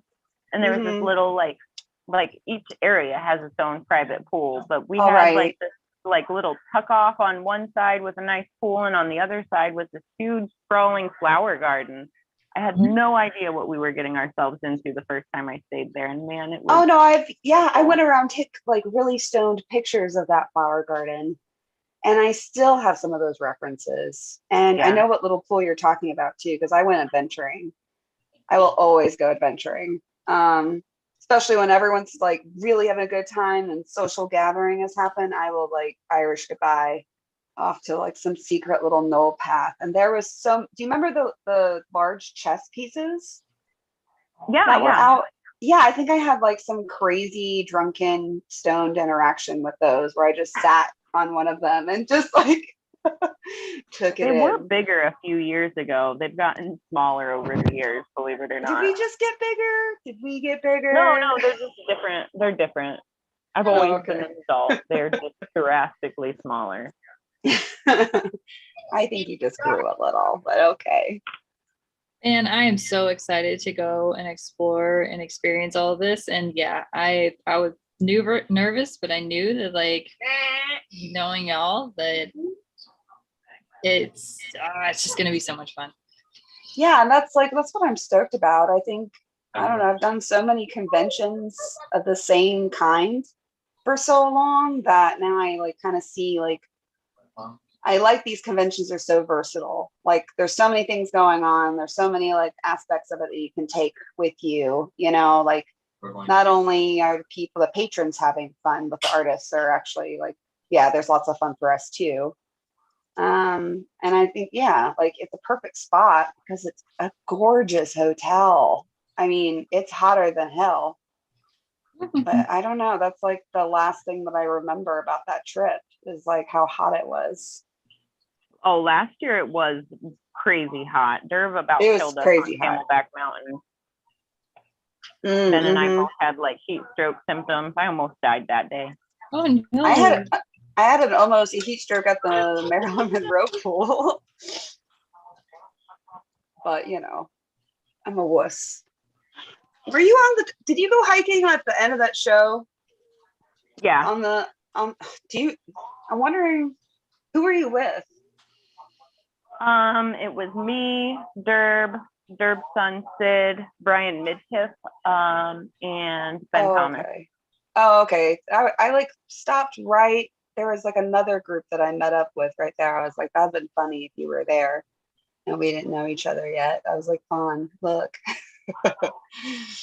But yeah, no, I definitely want to go hiking. I definitely want to see, I don't know, I just want to be around flowers and nature. And I know this was a really tough winter too over here. Like we just had crazy ice. And we've all been stuck in our houses. So I'm going nuts. I like, want to go outside. Tattoos, oh my. Yeah, right. Like, let's go outside and paint, guys. Nope. Down. Yep. Down. All right. I believe our food is probably here. We're about to take our dinner break. How long do you guys think you're going to be painting tonight? Gabe, how long are we going till tonight? You usually call it. Is he not paying attention? Is he here? We lost Gabe. We lost Gabe. I think probably around, what is it now? We usually go till about like 8 or so. So feel free to hop on if you want. Okay. Well, I think I'm going to eat and then I will rejoin you. Cool. Hey, see you then. Enjoy the food. Okay. Hell yes. Guys, well, Okay. I'll check back with you in just a little bit. Okie dokie. Don't paint too hard. Have fun. Oh no, we won't. Oh man, this is fun. I mean, okay, so Ananda, how was your shop life? How's shop mom boss life? Because I've been like nonstop all month. Like I couldn't. Gabe asked me. He's like, "Okay, did you like?" I was like, "How was your advertisement this week?" I'm like, "Terrible, absolutely terrible. I can't keep shit together. What day is this?" Yeah, it's been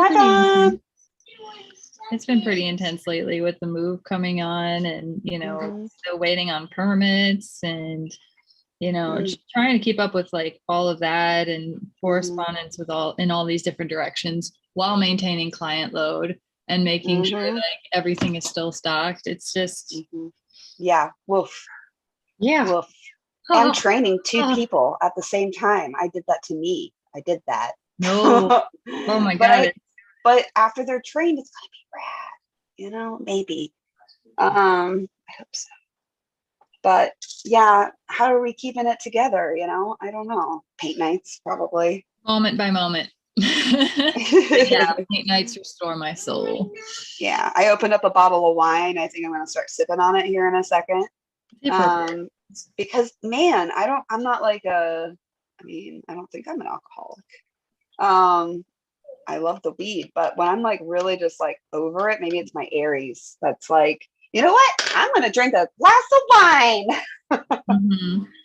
And I'll get wasted from one glass, and then I'll be like, okay, I'm tired. I'm gonna go to sleep. But I've just been so angry for my cousin and just like It's I really was intense emotions, man. yeah, and I really hate the fact I feel cursed. Like every time I want to go to a place, something fucked up happens. Like I was supposed to go to Iceland and Romania and then COVID and then like it was all like, oh yeah, let's do it. And then like high five and then a month later, like, no, you can't. I went to Scotland and Brexit happened and that was crazy. Like maybe it is just crazy everywhere and I want to go everywhere. No, it's just you. You're just bringing this crazy everywhere. I know. I'm Like, gonna I'm gonna stop go wishing. there, and then it's like, oh wait, universal forces conspire. Yeah, like I was supposed to go there in a couple months. Like I was be like, hey, at the end of the year, let's go to Kiev, see Jenna. You know, my cousin's been living it up there for the last 5 years, being an awesome, hot opera singer that kicks ass.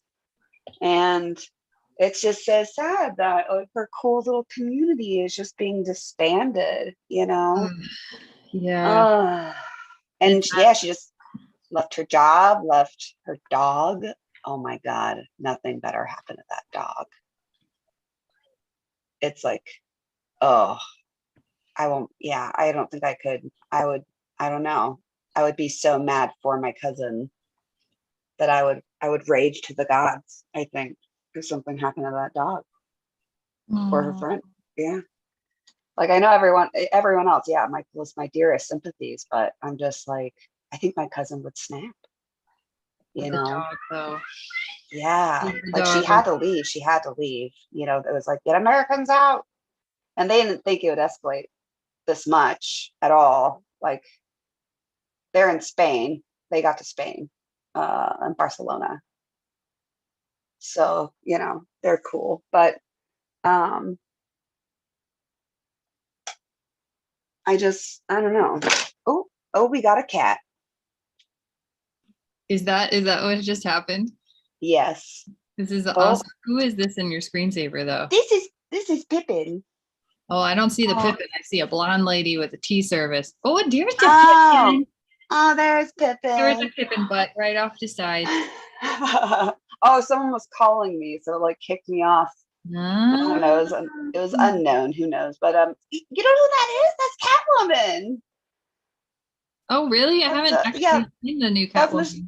no, it's Michelle Pfeiffer. It's the old one, and that was Oh. her like her day-to-day personality. And you know, I'm her. I You feel are it. Catwoman. Yeah, kind of. Yeah. Oh, yes. Pippin. Come here. They're talking.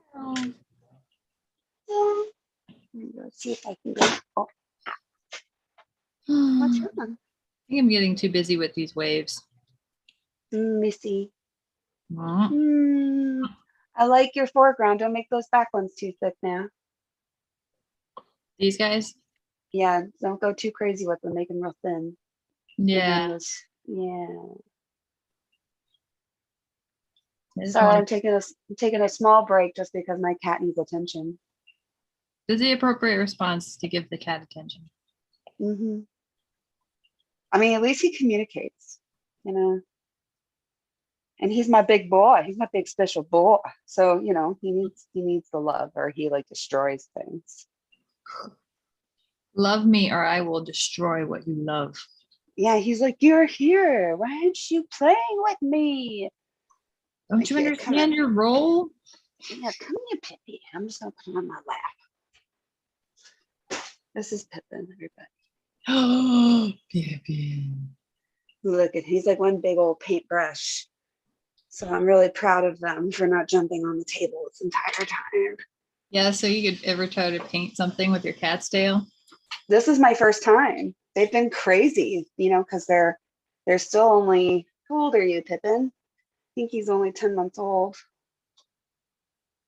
So this is their first time with me with oils in the house. So I'm pretty stoked to see how they react. And so far, so good. But I'm going to put the paintings in my car immediately when I'm done.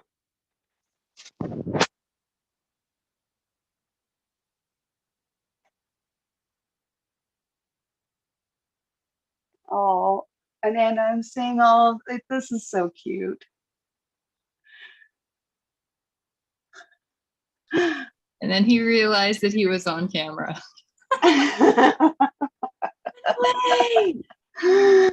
Our children.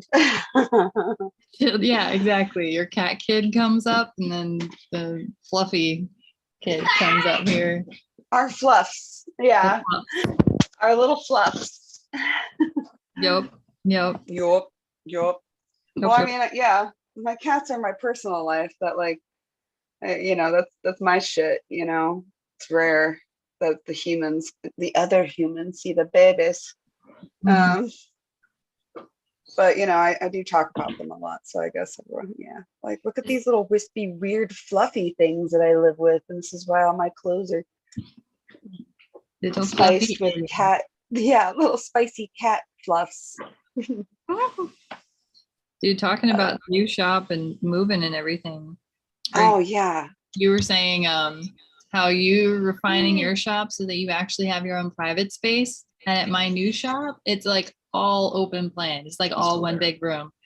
And I've had my own like private hidey hole office space for like the last 3 years. Oh yeah. And I'm bracing myself for that like new vibe of like going back to like the open plan. It is so nice to have private space. I mean, oh, that is tough. Partitions. Yeah, I've got my little shoji screens that are going to be in Mhm, each station, and I have some mhm, like rice paper screens that are lighter, easier to mhm. move around to like fill in the gaps. Yeah, But I, I that think it'd be sucks. I kind do. of cool to be around everybody though, and just like really have more of like a community vibe. Mhm. So and we Yeah, that's what I vibe miss, really you well. know? Yeah. No, I definitely miss that vibe more than anything, you know? But like Oklahoma just won't have it. They're like, no, you have to be in your own room. You have to be like, Oh, yeah. really? So, hmm Wow. I mean, it's either like really awkward partitions that don't make any sense, or you just be in your own room, you know? So, um, I don't know. I'm like I'm excited for just being like in a completely different part of the shop. Like I'm not going to be completely isolated necessarily because I took out a wall and I made an archway. And so you know, it's That's like so no, nice. oh, it's nice. Making all art deco-y. Oh Mm. yes. Oh yeah, there's been staining going on. Girl, stop this Um, talk. I'm in public. Stop. I've been finding decorative truth now. Oh, Oh I love it. yes. That sounds awesome.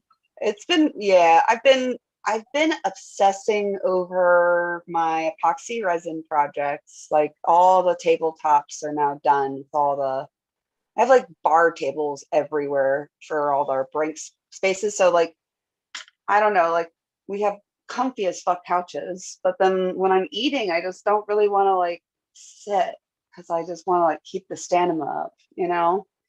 So I Mm. epoxied all these bar tops with like crazy epoxy craziness and golds, and I don't know, I've just been going and you know just kind of full into it again because I want to finish this shop and make it the best, and then just like not fix anything for at least 5 years.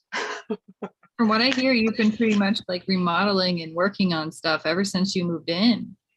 Yeah, and you know we started small and we had like some awkward spaces because of my contractor just pretty much going MIA, and um, everything just kind of going south with the world, and it was just me, and then I was just like me on Sundays, you know, so it just took forever. But we also kept getting the need for booth space for people because people like wanted to work with me, so that's cool. Nice. And yeah, like, oh, that's neat, I'll take that.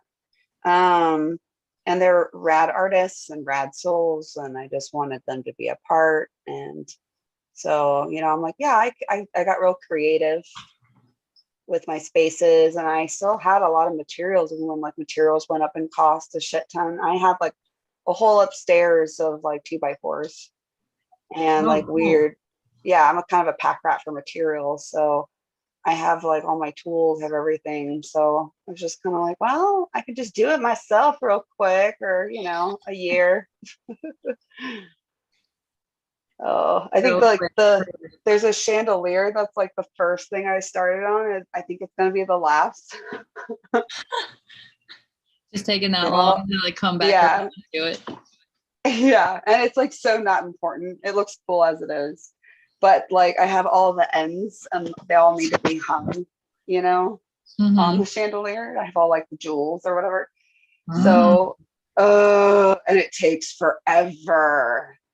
I've after like doing, and it hurts my neck too. So as soon as like I get a chair and I lean back and I get underneath it and I start hanging all the jemmies, and then like 12 minutes in, it's hurting. So I'm just like, I'll get around to it. It'll get Yeah. done sooner. Yeah. all things in Yeah. time. Right. And then after seeing Derp Shop, I've just been going crazy with the gallery. Oh my god, Oh right? my, Yes. yeah. So yeah, now I've got like, I've got a fire under my butt to redo the gallery, which I mean, I did. This last or yesterday, I spent like pretty much the whole day touching up walls, taking down some pieces, figuring out what prints I have, and like matching up frames that I have. Because I'll just randomly buy frames, either Yeah. Habitat for Humanity or thrift store or whatever, and especially big ones. Yeah. Yeah, when you find them, they're, it's not like you can just go back later and they'll still be in stock or whatever, It's like when you find yeah. special pieces, hmm that is So the I- time. That is the time. You got to take that time. So, and I know how to do framing from school. So that's basically my gallery, and that's how I've built it to where it is now. But, oh man, so just kind of, I'm going to teach my apprentice how to hijack, this is how you hijack a frame, and cut it open and get everything out, clean it down, spray paint the frame, or paint it. And, this is how you seal it. This is how you archive it. And this is how framers would do it. Okay. Like, this is how you cut trim or cut mat board. So, because I need the help for sure. Because it's physical when they get that big too. It's like everything I'm doing is very, very physical lately. And man, I've been slowing it down pretty hard. That's good. Yeah. That time. You have to, otherwise you just break. Oh yeah. When I break, it's like so done. It's so like, wow. Like I'll just sleep for 3 days straight. Yep. Like, oh shit, I think I overdid it. Right. I've had those moments lately. I'm like, why am I just so tired? And I was like, Yeah. I did that and then that and then that. And I forgot to eat for the entire day. Yeah, why am I tired?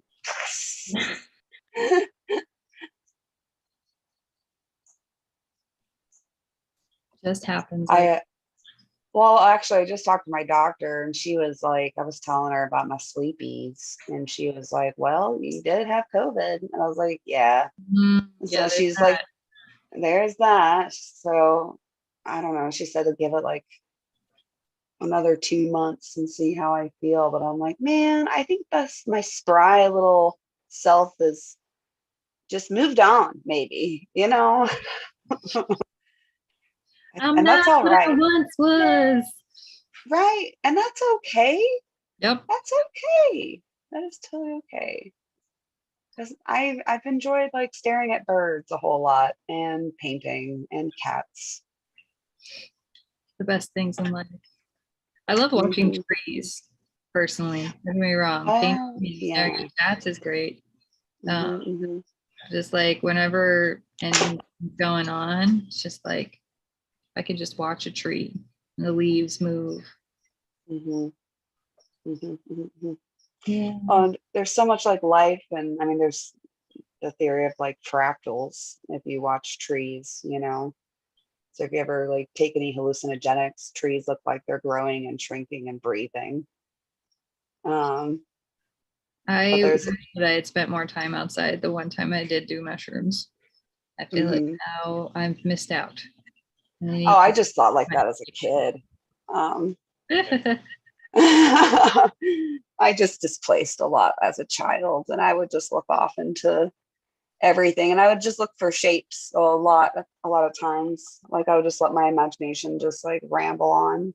And yeah, trees have that special. I think about that when I'm doing them, like if I'm painting them or if I'm tattooing them, I think of them like all the little clusters and kind of Mhm. entertaining light in a different way.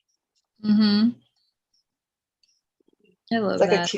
yeah, it's a community of leaves. Mm.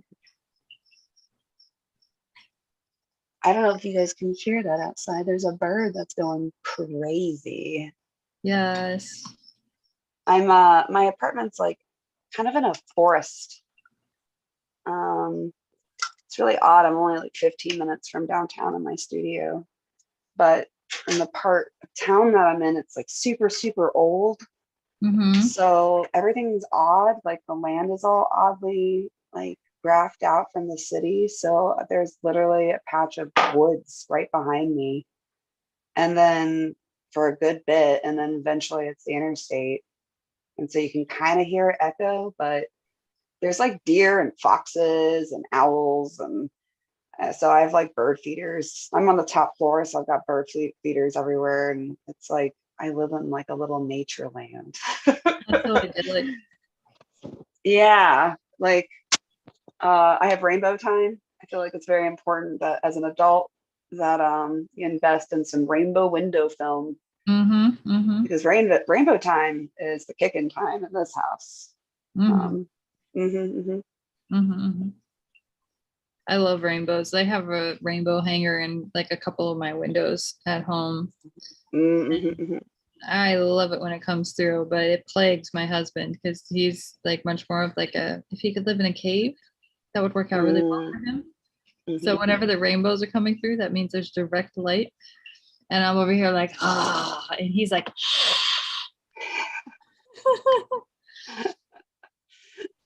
Well, whatever floats your boat. right, right. All my cat sitters are like, your apartment's like a spiritual little oasis. I'm like, oh yeah, I know. I did that intentionally. Like, but I mean, it's sleepy. It's hard to stay awake out here because it's so chill. Like all I hear is like nature and sometimes one of my neighbors.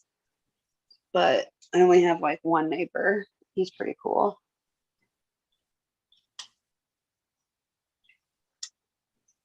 But Oklahoma men. yeah, Oklahoma. It's actually again pretty cool. Like I don't know. I remember like growing up in a little bit more like hipster, bigger places. Like being social was, really important. And, like well, besides COVID, like you don't really have to do that here. Like people get it. They leave you alone if you want to just like, but they don't like, I don't know, they don't judge you and think you're weird for not hanging out. You're just like, I don't hang out. They're like, oh, cool, I get that. That's you awesome. know, yeah, they're like, oh, yeah, totally get it. Like people live out in the woods here and they're like, no, I hate cell phones. They're like, yeah, agreed. So it's kind of freeing in that way of like, I can just tell people, oh, no, I'm a shut in. They're like, oh, okay. Nice. Yeah, where they're like, I don't know. Yeah, I don't know. I feel like I've just like don't know how to do the bar scene or do the young social thing anymore. Like I've got my friends and I like the people I like. I'm a I'm a bad salesman. Oh, I'm too honest, which I guess makes me a good salesman. But I can sell people things that they want. yeah, if they want me to, like Hey, did you come here for this? Oh, I got you. I got you. Right, because I hate being sold things. Right. Like people just following you around. Oh, like, look at this. Oh, look at that. Look at this. Oh man, why'd you get that? No, today I got a new roll top desk for my new station that I'm making. Oh. And the guy was like, I was looking at this cool thing. Actually, you would have thought it was really cool too. It's like brass and marble ottoman thing that was like solid. It was solid. But he's like, why aren't you buying it? And I was like, bro, don't kill my vibe. This is my time. Do not And he was insert like, oh, yourself into my experience. yeah, you don't know what's going on right now. Like, I was chilling my vibe. I was on the phone with our internet service for 2 hours. And in the end, I was accurate. They were not believing that I was accurate and realized I was. It's the modem. But I was just like, you know what? I'm just gonna go down the street real quick and I'm gonna thrift store. I just got to. So that man did not realize he was encroaching upon my relaxation thrifting time, If which I was about to buy it, I might not now. I might not now. Now I just want to get away from you because you're trying to communicate with me. No thanks. I'm gonna say something wretched. I'm feel it coming sorry. on. This is outside time. No. Oh, that I think the Midwest helps me a lot because of my, like, I do have such like a different approach from, Philly and like Tampa Bay, and like people are not friendly necessarily. So I'm so used to life being like that. And then Oklahoma's made me like, oh yeah, that's right. I could just like talk to whoever the fuck I want. That's cool. Like you can literally turn to a stranger in line at a store and just have a full conversation with them and they're down. Tennessee was like that too. Yeah. It's so rare to me. I love it. It's like, oh, cool. All right. Where, I don't know, like, I think the worst atrocity that's ever happened was in Philly. Like I've almost been mugged, but I still think about it and I'm sad by this grandma shoulder checked me on the sidewalk. What? And it was just so violent that I was like, what the fuck, Granny? And she was like, watch it, bitch. I was like, holy shit. Holy shit.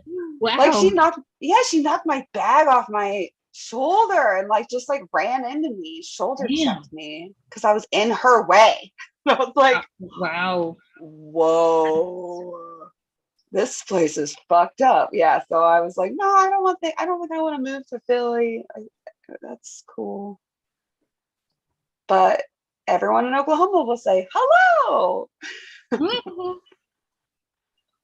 day. Oh, you too. Mm-hmm. Aww, small time vibes. And I got a roll top desk for $100. So I'm pretty stoked about that. Perks.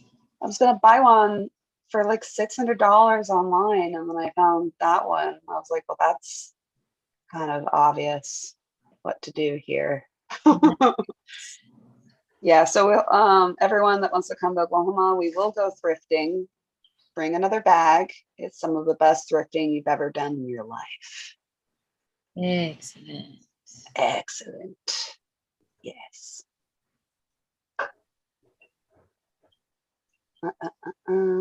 Oh, I like those waves. Yeah. All that's coming. Yes. Because you have that nice angle, like vertically going up on the left-hand side. And that really draws the eye in, and everything else is nice and pushed back. So you got some really nice, like, far background. That mandala is like your midground. Like, got some nice foreground. Yeah. Yay. I'm working on it for my husband as like a thigh wrap. Oh, nice. Put the stencil on to kind of just like get a fitting idea to see if it just like fit the spot. Mm-hmm. I want to make it bigger though, so it comes up to like here. Mm-hmm. Was there anything crazy that you learned from getting your own back and thigh and butt done? Man, that I have so many 2.5 questions. hours can feel like fucking forever. Like I remember at first as it's just like, oh, we're just doing the lines, and then you can fill in some more. I'm down. I've sat for like almost 6 hours before, like Mm-hmm.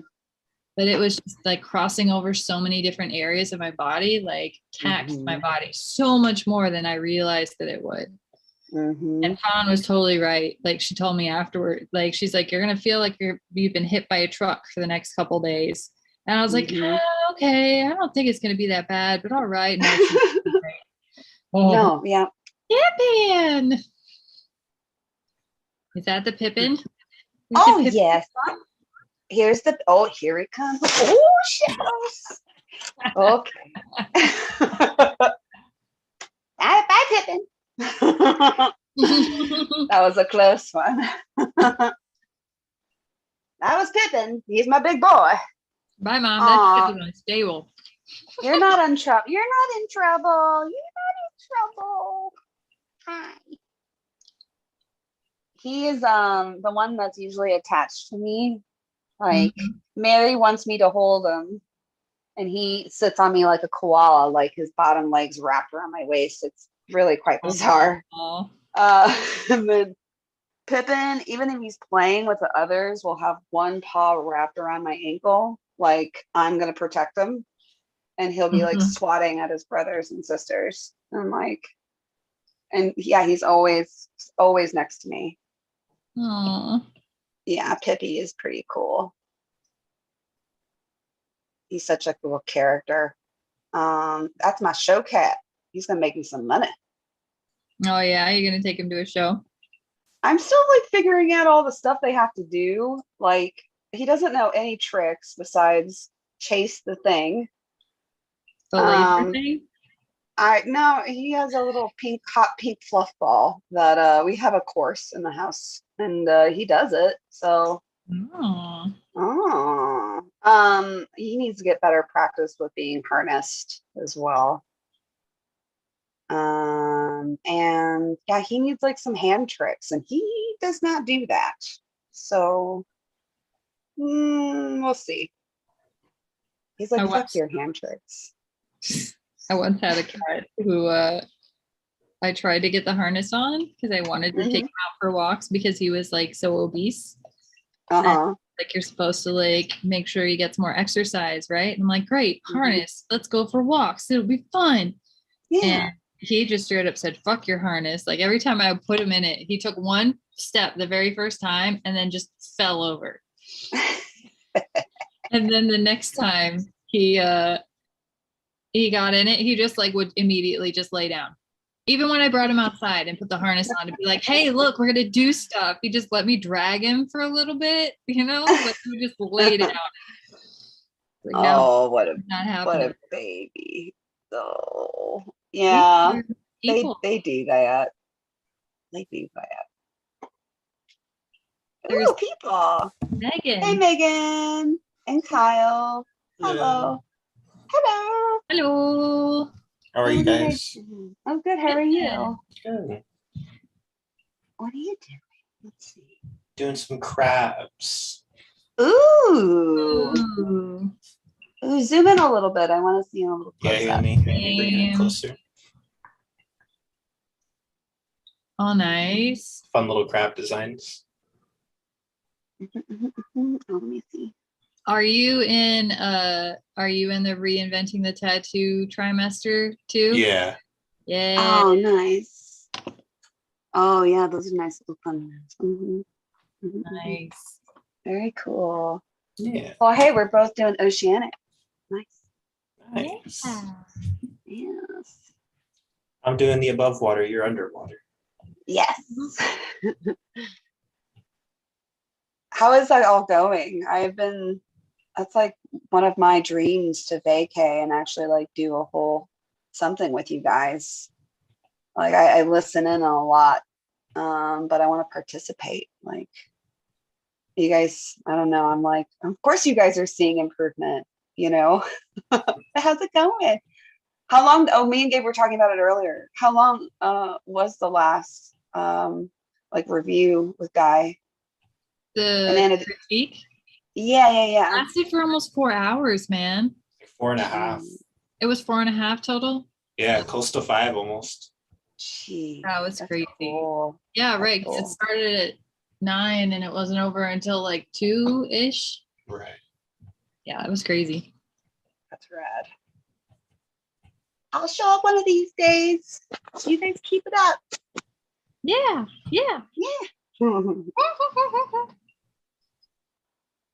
Oh man. So Nana, we do have to figure out what day we're gonna tattoo you, I think. What day I did think you last pick? time you said you were talking Friday. Okay, good. That's what I thought. Did I really wish dream I had that? booked. Okay. No, the last time you talked to me about it, you're like, did I fever dream it or Yeah. are we staying in the same hotel room? I'm like, nah, we're in the same room, dude. Sick. Thanks. I get there Thursday and I leave on Monday. Okay, cool. Yep. Perfect. Yeah, I've been I think managing too much, and also I smoke weed. So especially like this last 2 months, I've been like, wait, which health study is that? And also like yeah, just I think it's the management of, I've never had this many people that I'm managing or think duties at once. And it feels like every single year it just kind of like topples on top of that. The new assistant's working really nicely. Yeah, the one that Jesse referred to you. Nice. Yeah, he's working out really well. And Megan, wherever she is, Megan, are you here? Megan, is that your apprentice? Yeah, everyone, this is Megan. Hi, everyone. Hi, Hi. Megan. Hey. Yeah, she's around. She's doing stuff, and it's been really helpful too. Thanks for being mindful, Meg. Oh, yeah. Oh yeah. How's the shop? How's stuff? Good. It's mopped and cleaned.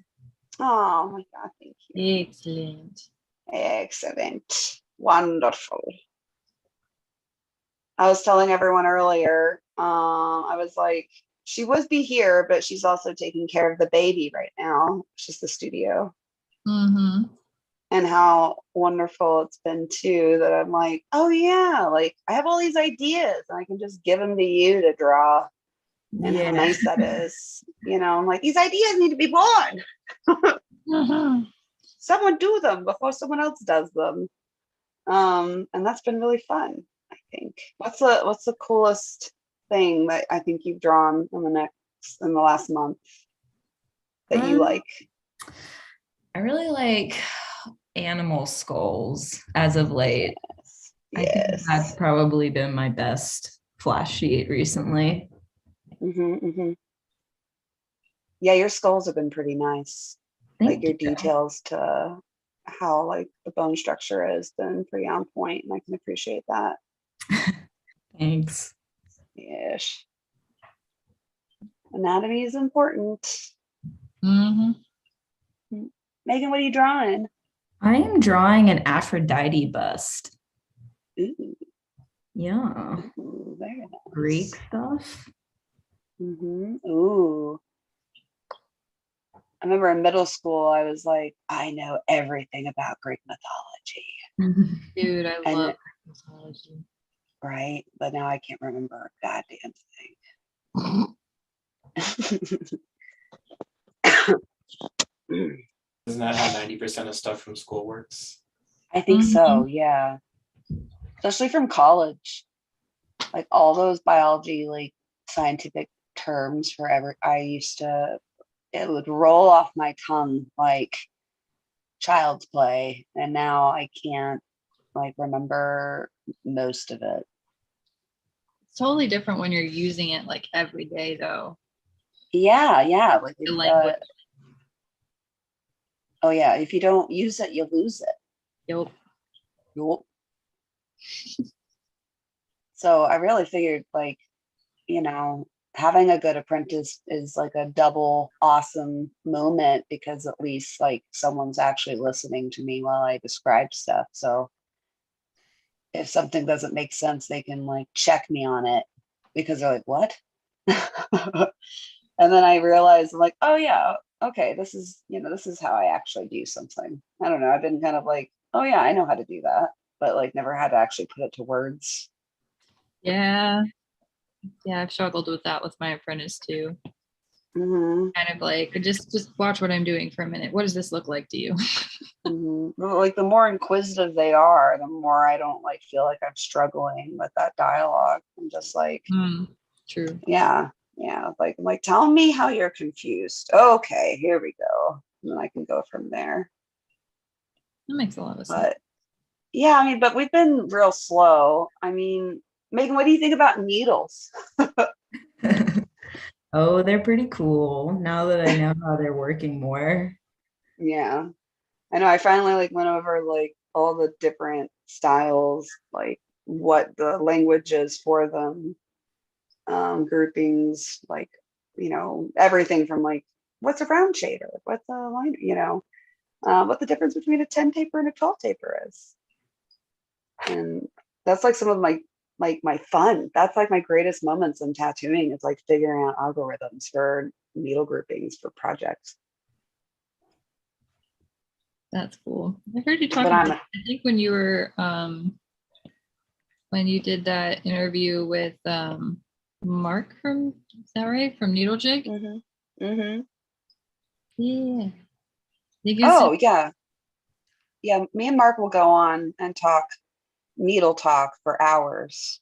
Because I guess I don't know, my brain just works that way. I just can think about like all those variables, and I get really nerdy with them. And I mean, that's probably why he sponsors me, is because I can actually talk to him.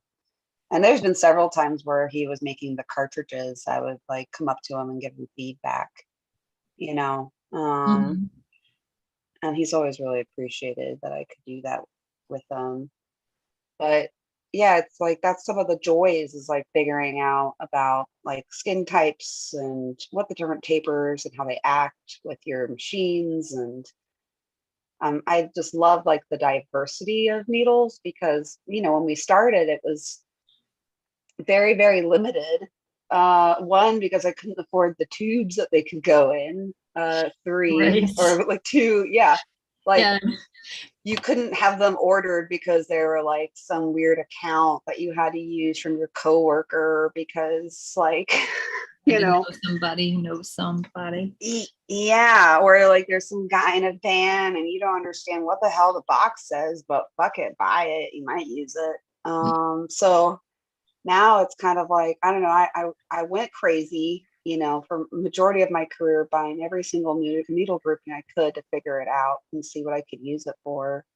And now I have like just like the top drawer of my toolbox that's like, all right, I've got my liners, I've got my different variances of liners, I have my different variances of round shaders, and different variances of mags, and but I've only like minimized both of my styles too. Like I took away some styles that I know I can do, I like doing, but I was having to buy so many freaking needles because I knew that would be the appropriate way of doing that style with those like needles. And if I didn't have the tool, I just don't want to do it inaccurately. Mm-hmm. So, I mean, I know I have a little bit of OCD of thinking about it that way, but that's just how I think about it. But Strength. yeah, like I'm just like, well, you know, so yeah, I went from like doing pretty much everything to just, doing either the dot work or full color realism illustrative fee.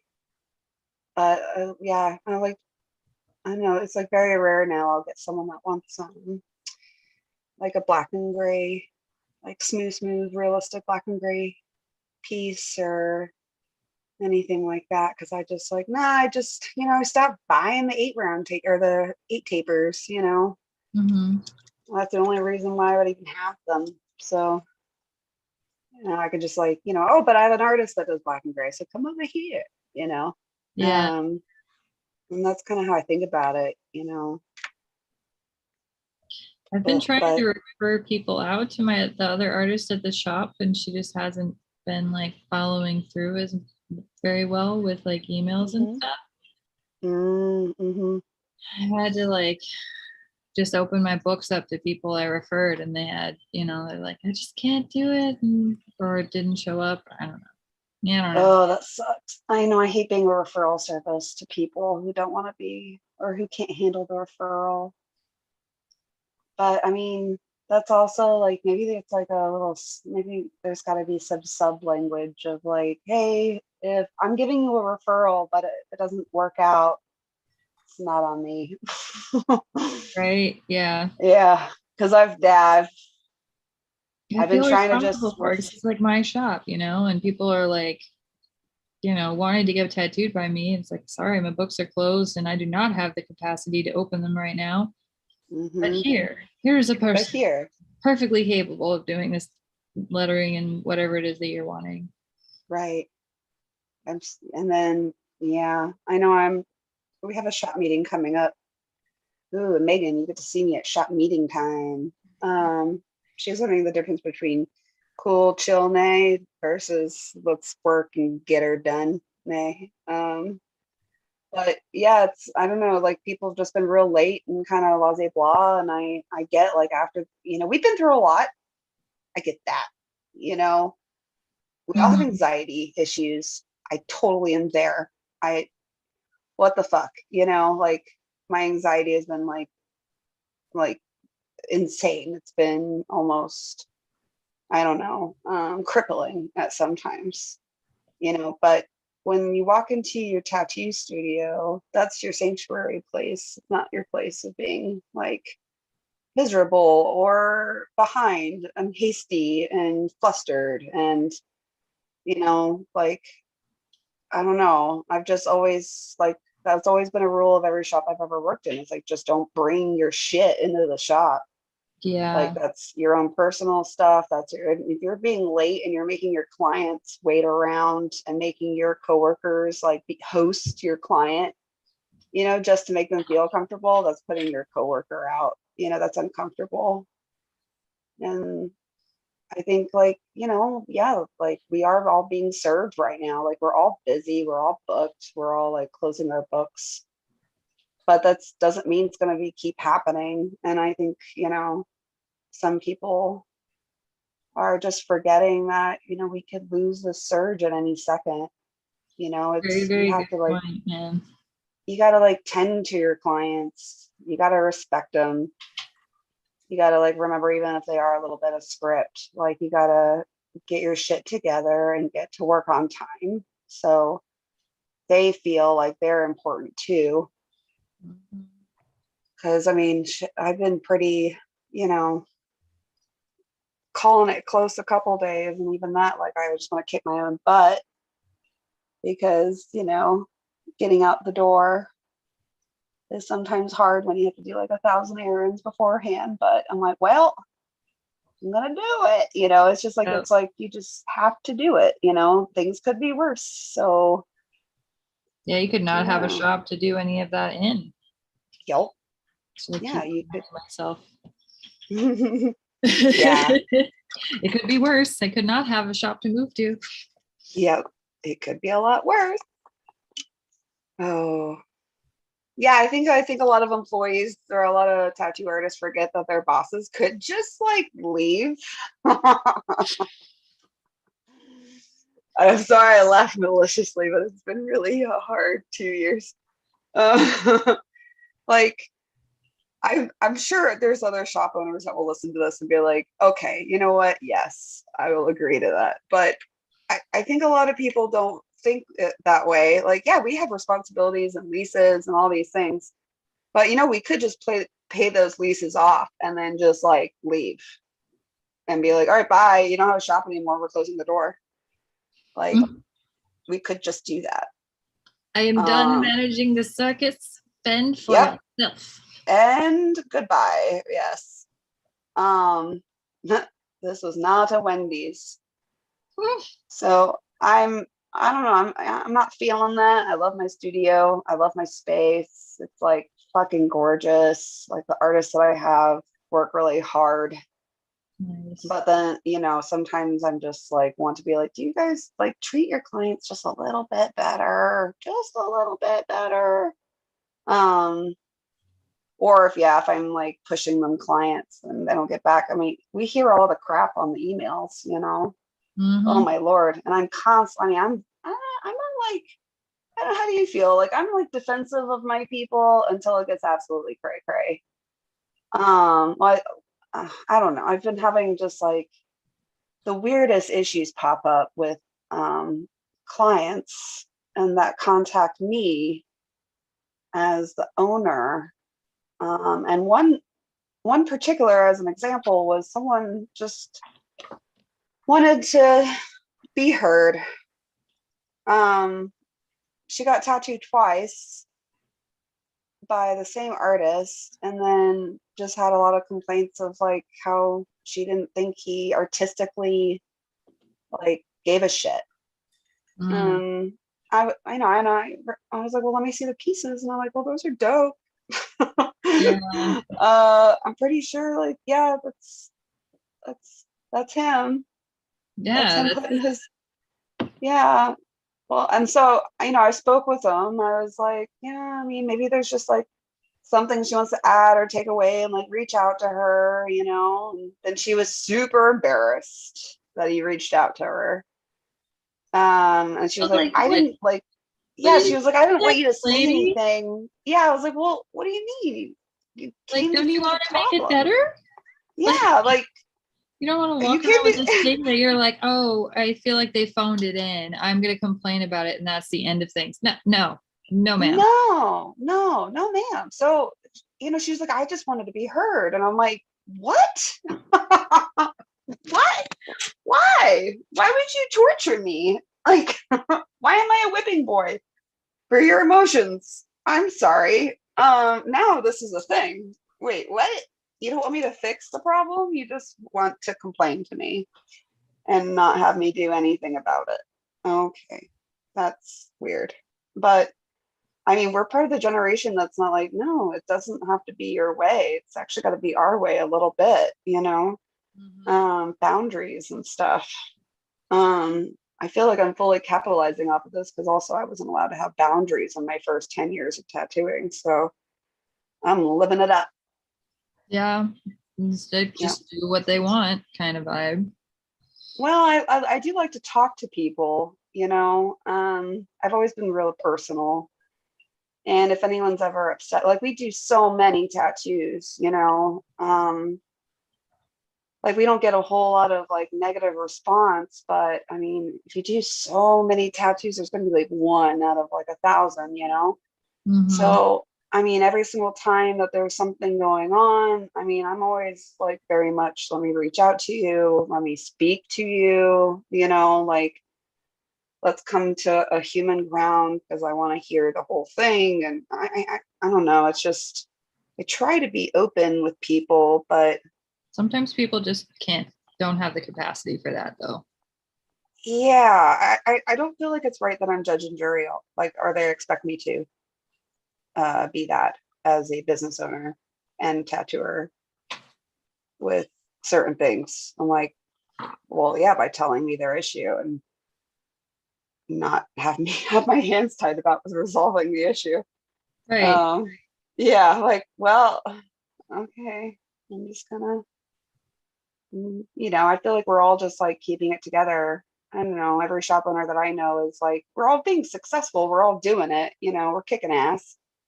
But it's also just everything has been a little screwy. So it's just adds a little bit more stress Yep. than I feel like it maybe normally would be, or it would be, say 5 years ago. I opened my shop in like fall of 2019. So it's always been this kind of, I don't know. Am I gonna survive? Am I gonna is it gonna I had work? one good year of chaos and then pandemic. Like it was just normal chaos. You're right there with me. So I know the fatigue is real. Like but I mean, fuck it, our grandparents had polio and shit. So right, it always could be worse. I'm just gonna sound like a pirate for like the next couple years. Appropriate response. Right, bog witch pirate. Because I'm still, because I go around Mass and Oklahomans are like, "What you doing?" I'm like, you don't want what phlegm's coming out of me, like I'm still disgusting from COVID, like, Dude, it's crazy being in Florida. It's like it's people look at you so weird for wearing a mask. Yeah. And I'm like, I just want to wear one anyways. Why not? I thought it would be really kind of funny to eventually just go with it and, get like costumey with it, Oh, yes. Mm-hmm. I have a friend. It's really crazy to see just like how people are so quick to be against it. Yeah, like what if I just want to dress up as Bane, and like you have that character around. Yeah, I've always been very curious about the general public worrying about my life. I've always been like that kind of response to people, like, oh, hello, who are you and why do you care about my life right now? Especially if I do feel like I want to, my own personal reasons, I want to wear a mask in public because I am still sounding like a breathy pubescent boy after my bout with COVID. And, and I still kind of like have moments where I hack up gross stuff and I'm just this thing, like this biological thing just like floating around out there. And plus it's cold as shit and it's windy and allergies and everything, like so many reasons. So yeah, when people say anything, I'm almost like overwhelmed and I just like, what are you talking about? Why is this even a conversation? Like there's so many reasons why I could do anything. Like you're the crazy one too.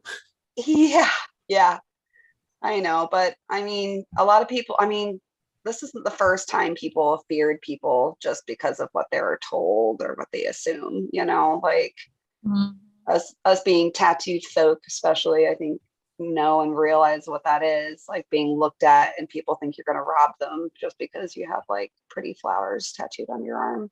And I feel like, yeah, like the mask does still represent things to some people. Like we take a side, like that's us showing our side, And so I've just been real frank with people, like I usually am, and that seems to work. Like they're like, oh, you think I'm gross? I'm like, no, I am.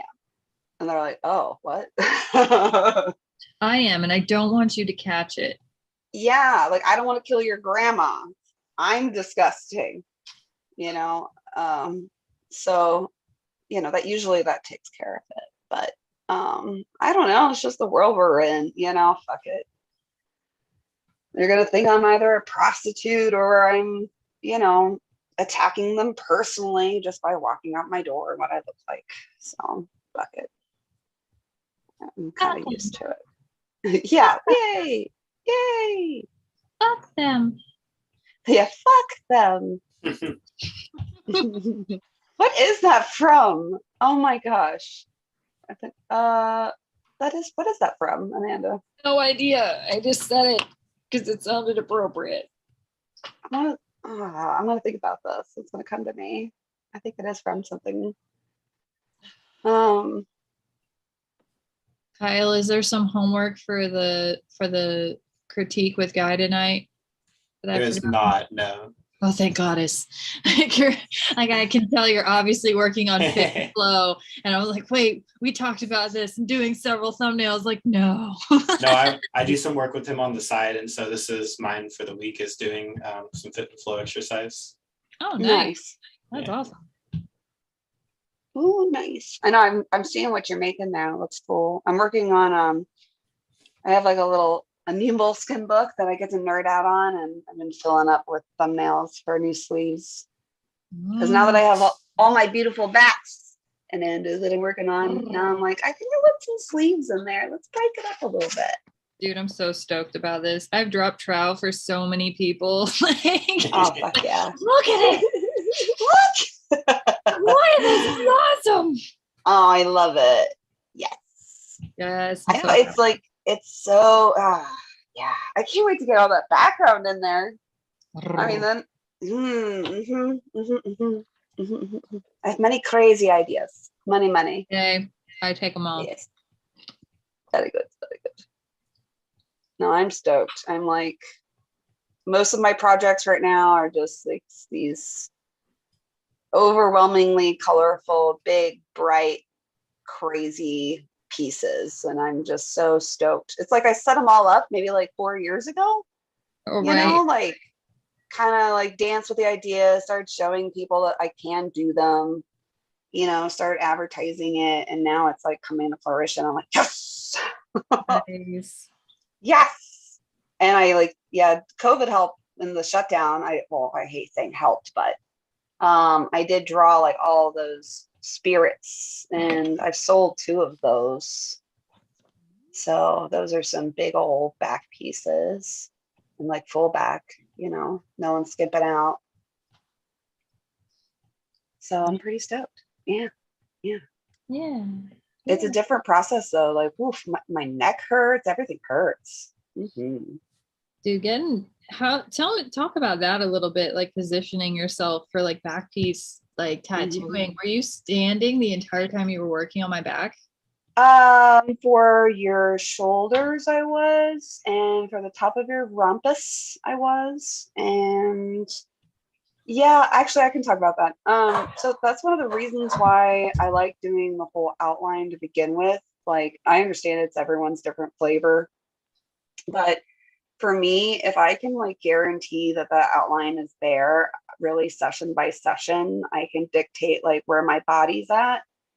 And be like, oh, guess what? We're going to work on this today because this is how I woke up this morning, you know? So it really helps like if you don't know what, oh man, we got to like line out this leg today. Where lining for me, I think takes it out of me the most, you know, like physically. So I'll make sure that I like only book like 1 session that I'm lining someone. And then, yeah, the rest of it, I can just position myself on a day-to-day basis. So if my neck is really hurting, I'll try to sit up totally straight, chair down, keep my back straight, keep my shoulders back, and I'll focus around the hips, around the ribs, and I'll just have my client lay on their tummy, and I'll just focus on sides and tops of things.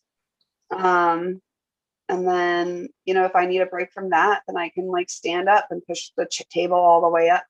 And like, you know, bring my arms up a little bit more, you know, and just kind of like reposition myself throughout the process, depending on like, you know, where my client is mentally and physically. Yeah. So I did start doing that. Just as like a helper to myself, because I recognize as soon as I was done painting the ceilings of my studio, that I'm like, my neck is fucked. Holy crap. Like, oh wow, that's a thing. And so yeah, I was like, okay, I'm just gonna change it. Like, I'm not gonna complain about it and, you know, make life hell for myself. I'm just gonna change my process. And that's basically what got me to do that. And that's why, you know, changing it up is okay. It's okay. But it really does help now. I think, and basically I only have like a couple projects left that I need to completely outline. And then after that, I'm just going to be smooth sailing really for a bit and just coloring everybody in. Nice. Yeah. Oh, can't wait. I cannot wait. I love the feeling of having like the brain work done for a piece personally, or at least like the line work, because it's like so much rides on the line work and the structure, you know. But like once you get that in, like I call them coloring parties, where it's just like now we just make it really, really pretty. Right. Yeah, now it's just coloring and and all the stress of like fitting and all that jazz is done. Getting the stencil on. I mean, you saw the process. I think we stenciled you longer than we tattooed you. Yeah, there was quite a bit that went into that. I'm really looking forward to going back and watching that. Ricardo was telling me how he had watched it, and I was like, oh yes. Oh, he did? Oh, I gotta ask him what he thought, because I still haven't either. I'm like terrified to like listen to my self-talk. Oh, I Um, get that. I feel like I sound like a valley girl or like hard Wisconsin. Ooh, sometimes. Not unless you try. Okay, good. Good. There is effort required there. Oh my. But no, I know I kind of want to watch it too. I think one of my coworkers did. One of my coworkers does watch all my stuff, and I'm like, ah, thanks, lady. Thanks. Nice. And my father, I realize, watches everything. That can be So- both like calming and depending on if it's like really heavy hitting like criticism, like you could call them critiques, but Trying to not curse is really funny.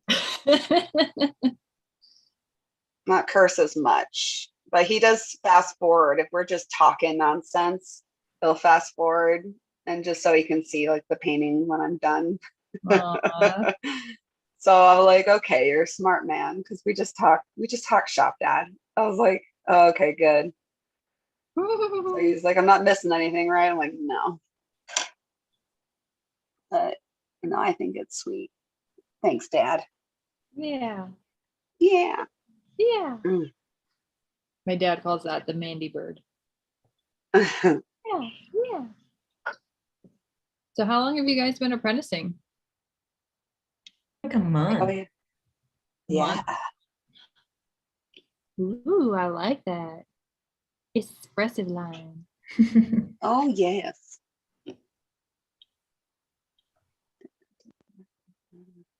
Cal, how long have you been doing stuff? I've been doing my art for like 2.5 years now. Okay. So working on an apprenticeship, but time. You've Mhm. got, you've got the world right. You've got the world in your hands right there. Just don't mess it up. You got it. Yeah. That's what I tell Megan every day. No pressure. You could Yeah, no have pressure. everything unless you fuck up. Unless you fuck up, then we got to kick you out. You should hear what Gabe tells me. He's all, if you're not a tattoo artist in the next 5 years, that's your own fault. Oh Yeah. shit. Yep. Well, it could Wise take words. longer, but Yeah. Wise Gabe's words. back. Yeah, I think that is a huge part, and what Megan's learning as well. Sorry for talking for you, Meg, but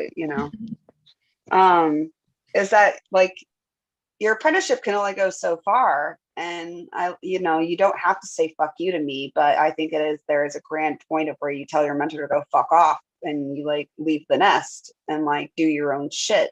Yeah. Which that being either stay in the studio and handle yourself like an independent, or you literally fuck off and like do something completely different. But yeah, if you're not tattooing within 5 years of like your apprenticeship, what the fuck are you doing? Like this is the moment. Like we provide the pot and the water, but you've got to be the fire to turn on the furnace. Mhm. So, or the stove. Yeah, you get it. You get it. So I don't know, it's a very independent job.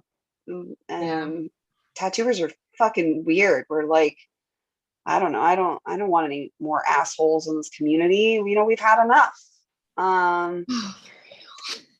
Yeah. So I want to apprentice someone that's going to be a jerk, and that's going to be weird, like some weird passive aggressive. I'm going to cry on the inside and make all of you guys feel bad for me. I'm not. Whole nother- I'm not projecting. No. Yeah. Yeah, but it's like, it's not necessarily a cool club, but it is definitely like, I'm like, nah, we are so sick of like, anyone abusing the industry for any weird purpose. Because we have to like work alongside you, and we've been making this happen. This is still considered a new industry. If you think about it, like it's still growing, it's still developing. So if you can't think decisively, I don't know how anyone could possibly keep up with it, because there are no standards necessarily. Or the standards, I'll say the standards keep growing. The standards keep changing. And it is incumbent upon each tattooer to keep changing and like continue to Mhm. like grow and reinvent yourself, because otherwise like you're just Mm-hmm. you're You not going just to be be mulled relevant over. Yeah. Oh, anymore. yeah. I talk about it all the time. Like, I want to be that cool wizard tattooer, that's still cool, doing cool hip shit like Guy or like Mike Dorsey or something.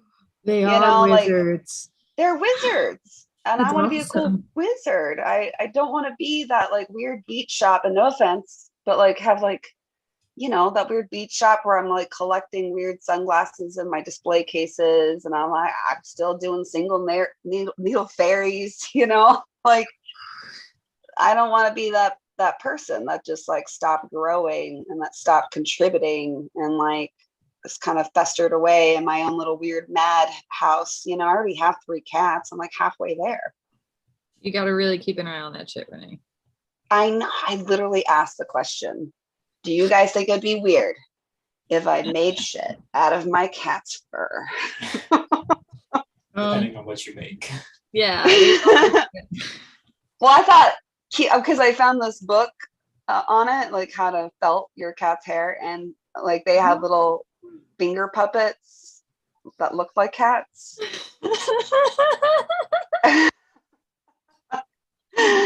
So I was like, what if I start there?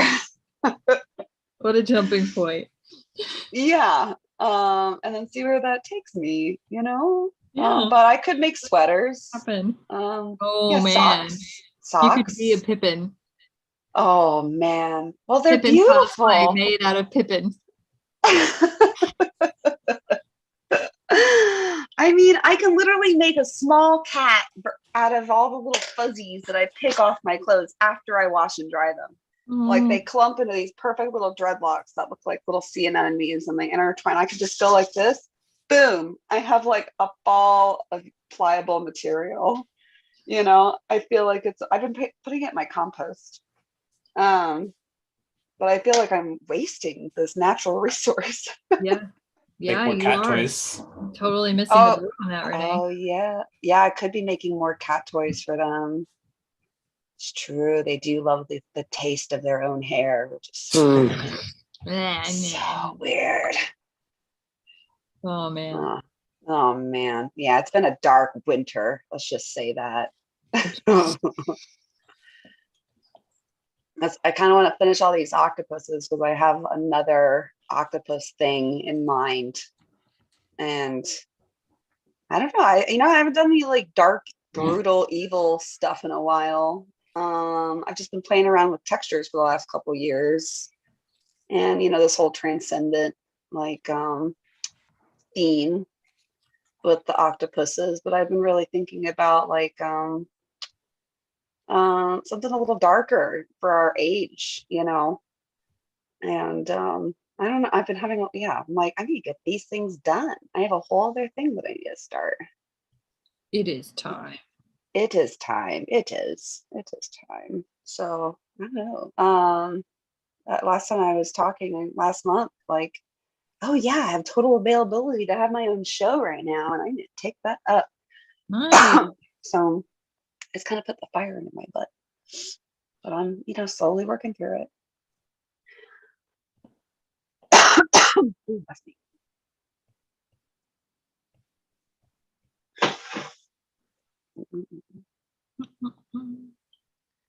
So Megan, what's your flash stuff for this week?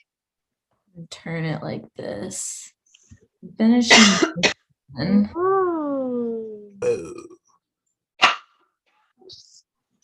How do I keep it on her screen? Let me see. Mm. So I just have a bit more shading to do, but after that, I think I'll be done. How big would you make those? I don't know. I kind of feel like I'm trying to get better at doing some smaller, more simple stuff. I think it's easy for me to get carried away. Oh yeah, are you blowing those things up? Yeah, That's the these number are, one. yeah, I'm blowing them up for now. Bad habits. I always zoom so far in. Well, your flash should be everything. I don't want you to get discredited now. Mhm. but your flash should be about a fist in Yes. size, like your fist. So if you're blowing it up to get all those details, then you're making the drawing much, much bigger. Yeah. So even if you shrink it down, you're for drawing quality, you're gonna have to blow it up anyways. Hmm. So if that's the case, just simplify them. Yeah, yeah. I think it's easy for me to get fixated on detail a lot. And so I'm Yeah. definitely having to like let go of that a bit. Your new practice is to not zoom in on your iPad. Yes. Yes, yes. I had the same problem when I was first started tattooing, and really up until recently, the last couple years, like I had to like intentionally pull myself back from being as detailed as I wanted to be, or as I could be, or as my mind wanted to be, just because like the proof kept coming back of like how well that did not last. Mm-hmm. Oh, sorry, guys. Yeah, No, she's absolutely right, though. It's like you can do all this detail in the world, and then all you think about that pigment going into the skin and how it'll adjust to the skin over time. And you stand like 5 feet away from someone, you're not going to see that detail anyways. no. So for tattoo's sake, you got to simplify and expand, especially if you want to show a lot of detail, then you got to make it big. But the art of flash is not necessarily, it's making them quick designs. It's making them designs for you to gradually get a hang of detail and get a hang of the general concept of tattoo design. Because you need to make it minimal. We were talking about letting the skin breathe earlier. And that's why like Guy Atchison's tattoo works so well. It's because he lets a lot of skin, excuse me, like show through the tattoo. You know, yes, there's a lot of detail, but he's able to capture that with tricks, you know. So when you're doing those designs, just remember the design is gonna have to say about the size of your fist. Yeah, I have that thought like all the time now when I'm drawing. Mm-hmm, mm-hmm. I say that it's been like a week and I've been actively thinking about it more. Mm-hmm. It's gonna be a habit that I'm gonna have to get out of there. Get out of there, habit. Ooh, Renee, I've got a question for you about color and skin. I have a client who has probably like a cocoa level of melanin rich skin. And she wants to experiment with color, and she wants a tawny owl. Okay. Which has like the white face and the light brown and everything. And I'm like, okay, I want to experiment. But my thoughts are, instead of like packing that face with white, to just leave it her skin tone and go in with the lighter browns around it in the lighter brown area. Cause I don't know if I picked where I picked this up, or if this like that the thought that her skin tone is always going to look lighter than whatever I layer into it, even if it's a light ink. What are your thoughts on that? It is true, but the melanin will also just take over. Like that white pigment could be underneath those layers of skin, but the melanin sits on top, so you'll never quite see it as white. So I would just leave it skin tone and then just blend in those like warm browns. Because if you try to pack in white as well, you could like risk it not necessarily healing all that smooth. Right. And so it'll just look like an off yellow. It could look, yeah, and it could look like an off yellow. Depending if she's like, I've found if there is more like Asian descent, you know, there's like those different skin tone bases. Those say like Latino. Like you want to stay away from most teals. But if she wants to do like a color swap, you could always just like test out some. Yeah, do a test somewhere. That was my next thought too. Yeah, like talk about where you want to do the owl and pick like the darkest spot to test, and this like do a little test there. But generally, yeah, like doing a full surface, like saturation of white, it always turns a little off. Yeah. I really Especially don't or like- just completely disappears over time. Especially if she's a Floridian. Yeah, my God. exactly. I really don't like using large areas of white anyways. Mhm. I much prefer like if I'm doing like a flag or something like the most recent one I did, I think it was Puerto Rican. But for the white bars, I just used like a gray. I did grays in the shadows, levels of gray in the shadows, and then left her skin tone in the white areas or the lightest areas, and it worked so well. Oh yeah. And she was more like probably like a mid-range skin tone. If you think about like darkest to the lightest, she was right around like 50%. So yeah. No, there's some, I always say there are some like examples that don't make any sense to me where certain colors do work or they shouldn't, you know, and that's why I like doing a test is always fine. Yeah. But generally, yeah. Like I was telling Megan actually when we were doing a little bit of color theory, I was like, there's every now and again, there's like strange colors that will just like work well in skin types that it's not supposed to. But generally I can like see on them like an older tattoo that has been healed and they have that color, you know? So, I mean, I won't even suggest it unless I see it already. Yeah, I would have suggested color to her, but she really wanted to like work into it. Cool. Sorry, you guys hear this? This is what happens after just talking too long now. No. Full-blown coughing meltdown. Disgusting. Well, I'm gonna have to get going here in a minute. Because guys, Monday thing starts at 9. Oh yes. What time is it now? Oh, we've been going for a hot minute. 43. Yep, we've been going for a hot minute.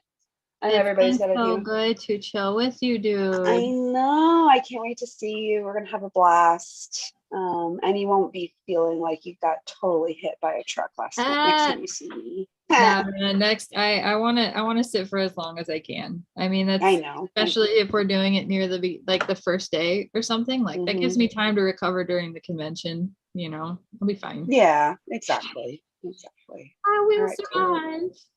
Oh yes. All right, well, have fun and I'll talk to you soon. Thank you. Nice to meet you guys. Nice to meet you. Have a good one. Good night. Oh yes, you too. Bye. Bye. Oh, where's the Oh, sorry guys, I'm coughing like crazy. It sounds really loud to me, so I can hear my feedback.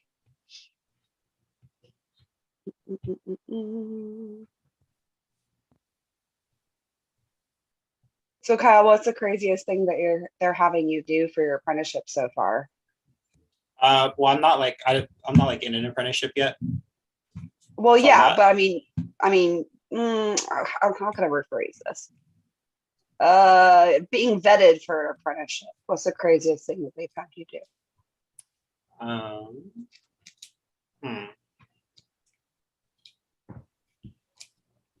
You're like nothing. They're really nice.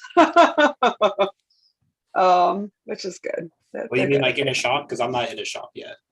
Well, no, but you're interactive with all of them. Oh, okay. Like, sent you on like any task or any crazy project, and if there's been anything nuts that a normal person wouldn't experience being around so many like tattoo personalities and artists and things like that.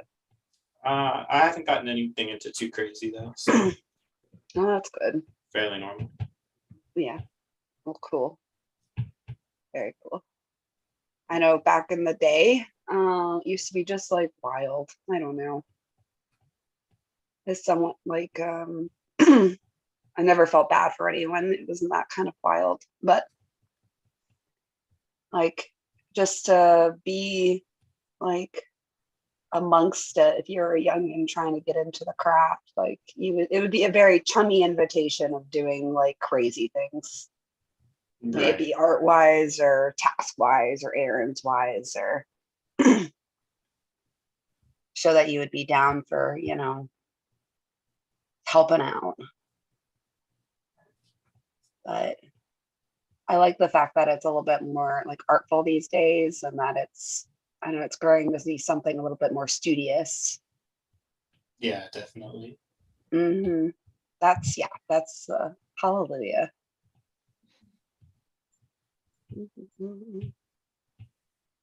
Let's see. Hey, Gate, I think, what time is it? It's about. Oh, everyone's yeah. gonna Oh, be- yeah. Sorry, I was just working in the background here. It's okay. Yeah, it's I know definitely it's- time to Mhm. boogie. We got a couple. We got guys stuff. Woo! Woo! Awesome. Well, that was fun. And I'm coughing like crazy. It's been, okay. Sorry, everyone. COVID. I'm still all good. repairing. It was Okay. a couple hours. It was 2.5 hours, two almost 3 hours. Yeah, that's doing good. That's not too bad. Okay, good. Awesome. I had Well, fun. Everyone, have fun. have Let fun. everybody know. Does everybody want to just give a quick sign off, and then I'll click the button? Yeah, everyone go first, and I'll finish up. Kyle, you go. Introduce yourself. Say what you enjoy about stuff and life. Here, go. Sure, yeah. My name's Kyle Bernstein. You can find me online at Skies of Fire Tattoo, and I just really love doing all sorts of dark, gritty stuff, and as well as just a massive sense of community that I've been able to feel so far doing all this. So it's absolutely wonderful. Cool. All right, Megan, go. Hi, everyone. I am Renee's apprentice, and I'm still figuring out my style, but I do love black and navy colors and some dark kind of contrasty things. And you can find me at subq.tattoo on Instagram. Nice. I'm Renee Little. I own Goldfang Gallery in Oklahoma City, Oklahoma. And this is my paint night that we do every last Monday of every month here on Reinventing Tattoo Network. And I love doing full color realism, spacey, sci-fi, animals, and fun stuff. You can find me on goldfanggallery.com or any of the channels I use through Reinventing the Tattoo. So yeah. Okay, thank you very much Awesome. for a fun evening. Oh, hey, thank you very much, and we'll catch up everybody in the near future. Sounds good. Okay. Yeah, cheers. everyone join us next time.